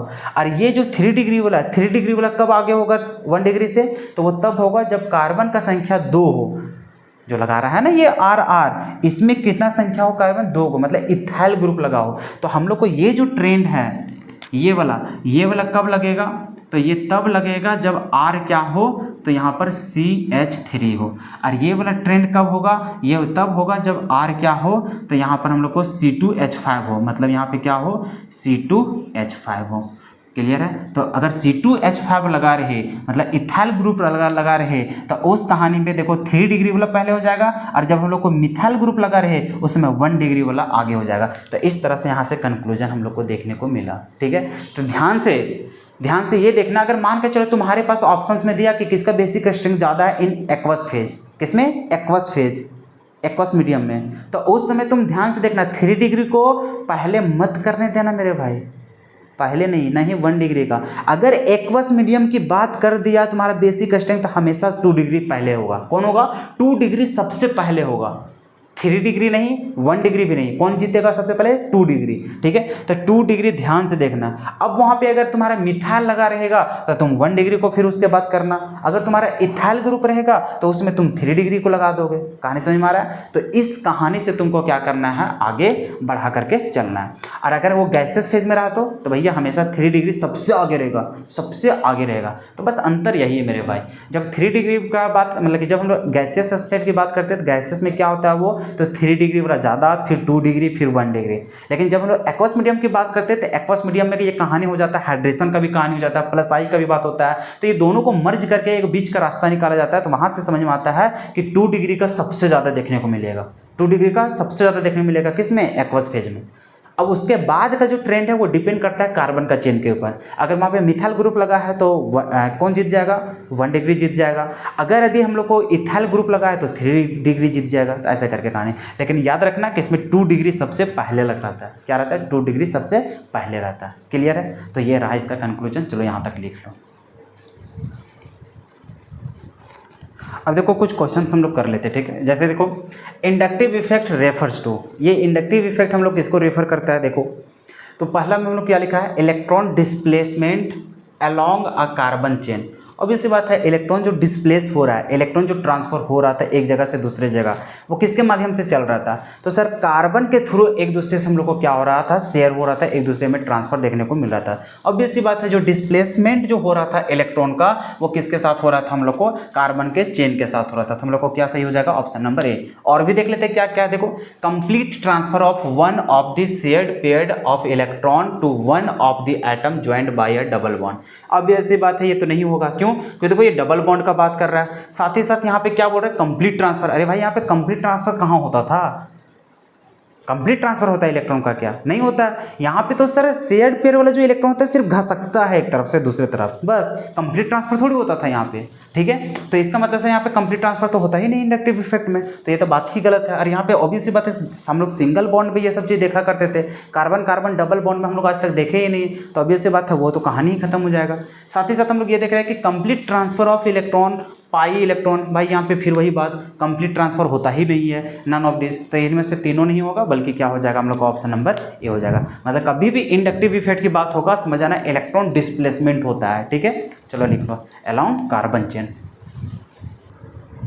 तो देखो इसका तो बहुत सारा और भी क्वेश्चंस करवाया जा सकता है, तो मुझे नहीं लगता है कि और भी ज़्यादा इसका क्वेश्चंस करवाना चाहिए, ठीक है, क्योंकि हम लोग 12th के प्रिपरेशन करने जा रहे थे इसके लिए। कि देखो इंडक्टिव से बहुत सारा क्वेश्चन करवाया जा सकता है, जैसे फिर मान के चलो 2-3 को फिर यहाँ पे दे देंगे ABCD करके बोल देंगे इसको बताओ हाईएस्ट किसका माइनस आई इफेक्ट है, किसका हाईएस्ट प्लस आई इफेक्ट है, बताओ इन लोग में से कौन ज़्यादा स्टेबल होगा, कौन ज़्यादा स्टेबल नहीं होगा। जो अभी तक बेसिक स्ट्रेंथ एसिडी का स्ट्रेंथ जो का सवाल था वो सारे से रिलेशन यहाँ दे करके क्वेश्चन पूछ दे, तो वही सब घुमा फिरा करके तुम लोग को देखो जितना क्वेश्चन था मैं सारा कुछ करवा दिया जिससे तुम्हारा कंसेप्ट क्लियर हो जाए, ठीक है, समझ में आ रहा है। बाकी तुम्हारे पास एग्जाम्पल दिया रहेगा, एग्जाम्पल से बस तुमको क्या करना है, पता करना है किसका ज़्यादा माइनस आई होगा, किसके पास प्लस आई ज़्यादा है, किसका स्टेबिलिटी ज़्यादा है, किसका स्टेबिलिटी कम है, तो वो सारा कुछ तो खिलवा चुके ना तुम्हें, बस नए नए कंपाउंड तुम्हारे सामने दिखाई देगा। तो वो सारा चीज़ मुझे नहीं लगता कि और ज़्यादा इसमें करके हम लोग को टाइम यहाँ पे ज़्यादा खिंचाए, ठीक है। ऑलरेडी हम लोग बहुत सारा कुछ अभी और भी कवर करना है, तो वो सारी चीज़ों में नहीं जाते हैं। इंडक्टिव समझ गए हम लोग अच्छे से, इतना ही था हम लोग को इंडक्टिव इफेक्ट। अब हम लोग कदम रखेंगे रेजोनेंस इफेक्ट,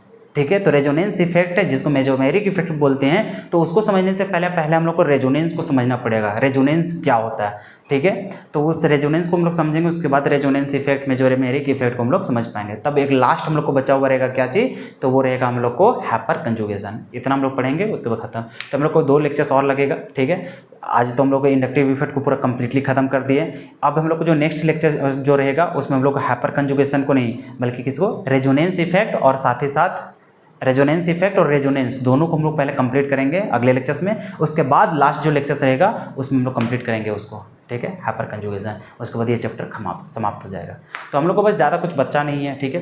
तो आज हम लोग को जितना था वो इंडक्टिव इफेक्ट पूरा कंप्लीट हो चुका है। तो इंडक्टिव इफेक्ट में कुछ होता नहीं भाई, बस यही हो गया, minus I effect plus I effect. Plus I effect का क्या कहानी होता है, माइनस आई इफेक्ट का क्या कहानी होता है, सभी का ट्रेंड। प्लस आई में तो कुछ था भी नहीं, तो बस वहाँ पे 3 डिग्री 2 डिग्री 1 डिग्री ये चीज़ जानना था। उसके बाद तुम्हारा माइनस आई इफेक्ट में ज़्यादा था, तो माइनस आई इफेक्ट में ये याद रख लेना किसका स्ट्रॉन्ग है और कौन वीक है। तो वो जो ट्रेंड बताए हुए थे ना, वो ट्रेंड को तुम लोग धीरे धीरे दिमाग में बिठाने की कोशिश करना, ठीक है। तो बस ये सभी जो बोल रहे थे ना तुम्हारा कि बहुत सारा क्वेश्चन बनाया जाता है इसमें, तो बस वही रहता है 3-4 को ऑप्शन में दे देगा, बोल देगा इनमें से बताओ कि कौन सबसे ज़्यादा highest minus I effect show करता है, समझ रहे हो। कभी कभी तुम्हें ABCD करके दे देगा, बोल देगा अरेंज करो इसको according to minus I effect, तो तुमको बस वही चीज़ ट्रेंड याद है तो उसको सजा लोगे, ठीक है। तो इसी प्रकार से इसका सवाल पूछता है, जेई में भी पूछ दोगे, चाहे नीट का बात कर लोगे, चाहे COT की बात करो, इसी प्रकार से तुम्हारा क्वेश्चन भी पूछा जाता है, ठीक है। तो अभी जरूरी नहीं वो सब कुछ करवाना, ठीक है। तो इंडक्टिव इफेक्ट यही था, और बस दूसरा बात ये था इसका बेसिक स्ट्रेंथ और एसिडिक स्ट्रेंथ, तो ये समझ गया। उसके बाद तुम्हारा था कार्बोकैटायन, कार्बन आयन, और तुम्हारा क्या था फ्री रेडिकल। तो इन लोग का स्टेबिलिटी कैसे मेजर करते हैं, बस वही चीज़ है, बस इसी से घुमा फिरा करके सवाल पूछते रहता है, ठीक है। तो ज़्यादा क्वेश्चन हम लोग बात करेंगे कहाँ पे, जब हम लोग रिएक्शंस पढ़ना स्टार्ट करेंगे तो वहाँ पे ये सारी चीज़ का डिस्कस कर लिया जाएगा चैप्टर के दौरान, ठीक है। तो आई होप कि आज के लेक्चर्स को बहुत ही अच्छे से तुम लोग समझे होगे। ये अब फील हो पाया होगा कि अच्छा हम लोग रिएक्शंस में क्या क्या जरूरी पड़ता था जिसके चलते GOC पढ़ना पड़ता है, ठीक है। तो आई होप कि सभी चीज़ें अच्छे से समझ में आई होगी। इसी प्रकार से रिवाइज करते रहना मेरे दोस्त, रिवाइज नहीं करोगे हाथ से निकल जाएगा। मैं जिस समय पढ़ाता हूँ उस समय हर एक चीज़ हर एक बच्चा को समझ में आता है, लेकिन उस चीज़ को तभी स्टोर करके रख पाओगे जब तुम इस चीज़ों को दोबारा तिबारा तुम क्या करोगे, रिवाइज करोगे। तो अगर घर में रिवाइज नहीं कर रहे हो, 10 मिनट भी अगर उलट करके नहीं देख रहे हो पढ़ने से पहले, मान के चलो कल हम बताएंगे तुम लोग रेजोनेंस इफेक्ट, अगर जाओगे और मुंह उठाकर उसी को पढ़ना स्टार्ट कर दोगे तो भाई वो चीज़ तो समझोगे, पीछे वाला तुम्हारा खत्म हो जाएगा, क्या फायदा होगा फिर पढ़ने से।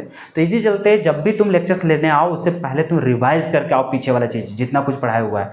जैसे कि अभी GOC स्टार्ट हुआ है तो इसके लिए अभी 3 लेक्चर्स हो जाएगा ये वाला, तो 3 लेक्चर्स में क्या क्या कवर हुआ है उसको देख करके तब फिर चौथा लेक्चर्स को देखना स्टार्ट करना, ठीक है। ऐसे मुंह उठा करके आ जाओगे तो भाई वो लेक्चर्स तो तुम समझ पाओगे, और ऐसा ऐसा कुछ रहेगा जो पीछे से रिलेट आ जाएगा तो वो चीज़ तो चला ही जाएगा तुम्हारा, और पता चलेगा ये पीछे जितना कुछ पढ़ा है सब खत्म हो गया। तो भाई आगे पढ़ने से कुछ फ़ायदा नहीं होगा, जितना पीछे पढ़े हो उसको रिवाइज भी करते हुए चलो। मैं ज़्यादा इसमें रिवाइज करने के नहीं बोल रहा हूँ, 10 मिनट 15 मिनट देखोगे तो मेरा सिलेबस तुम्हारा हो जाएगा, ठीक है। मेरा पढ़ाया हुआ जो भी चैप्टर अभी चल रहा है उसमें 10-15 मिनट अगर तुम टाइम दे रहे हो ना, तुम्हारा इनफ है उतना, ठीक है। लेकिन प्रत्येक दिन तुम उतना दो, 10 से 15 मिनट दोगे काफ़ी है। अभी जैसे GOC स्टार्ट हुआ है, तुम 10 मिनट दो ना मेरे चैप्टर्स में, बस खत्म, उतना ही में तुम्हारा पूरा कॉन्सेप्ट क्लियर हो जाएगा। अब तुम 24 घंटे में अगर 10 मिनट भी निकाल करके रिवाइज कर नहीं रहो तो भैया तुम क्या करोगे बताओ।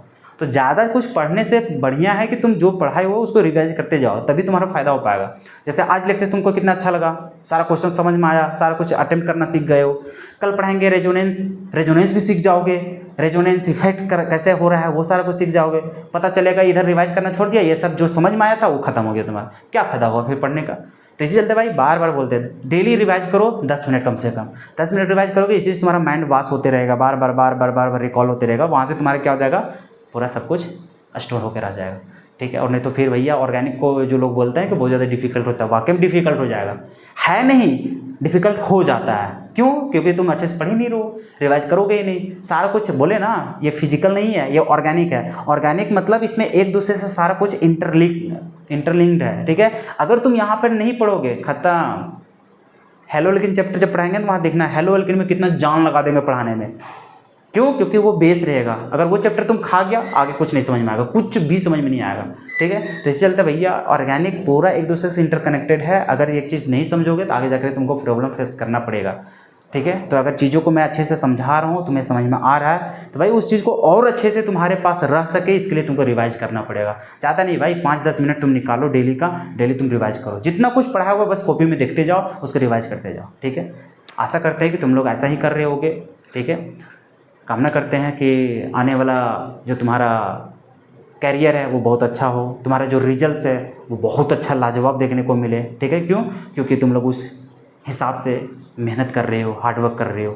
ठीक है, हम अपनी तरफ से पूरा जान लगा देंगे पढ़ाने में, बस तुम लोग भी उस चीज़ को लेकर के ईमानदार रहो। ठीक है, पूरा एकदम झोंक दो अपने आप को कि एग्ज़ाम में हमको बेहतर प्रदर्शन करना है। बेहतर प्रदर्शन तभी होगा जब तुम मेहनत करोगे। ठीक है, तो मेहनत करते रहो मेरे भाई। मिलते हैं हम लोग अगले वीडियो में, तब तक के लिए जय हिंद, धन्यवाद।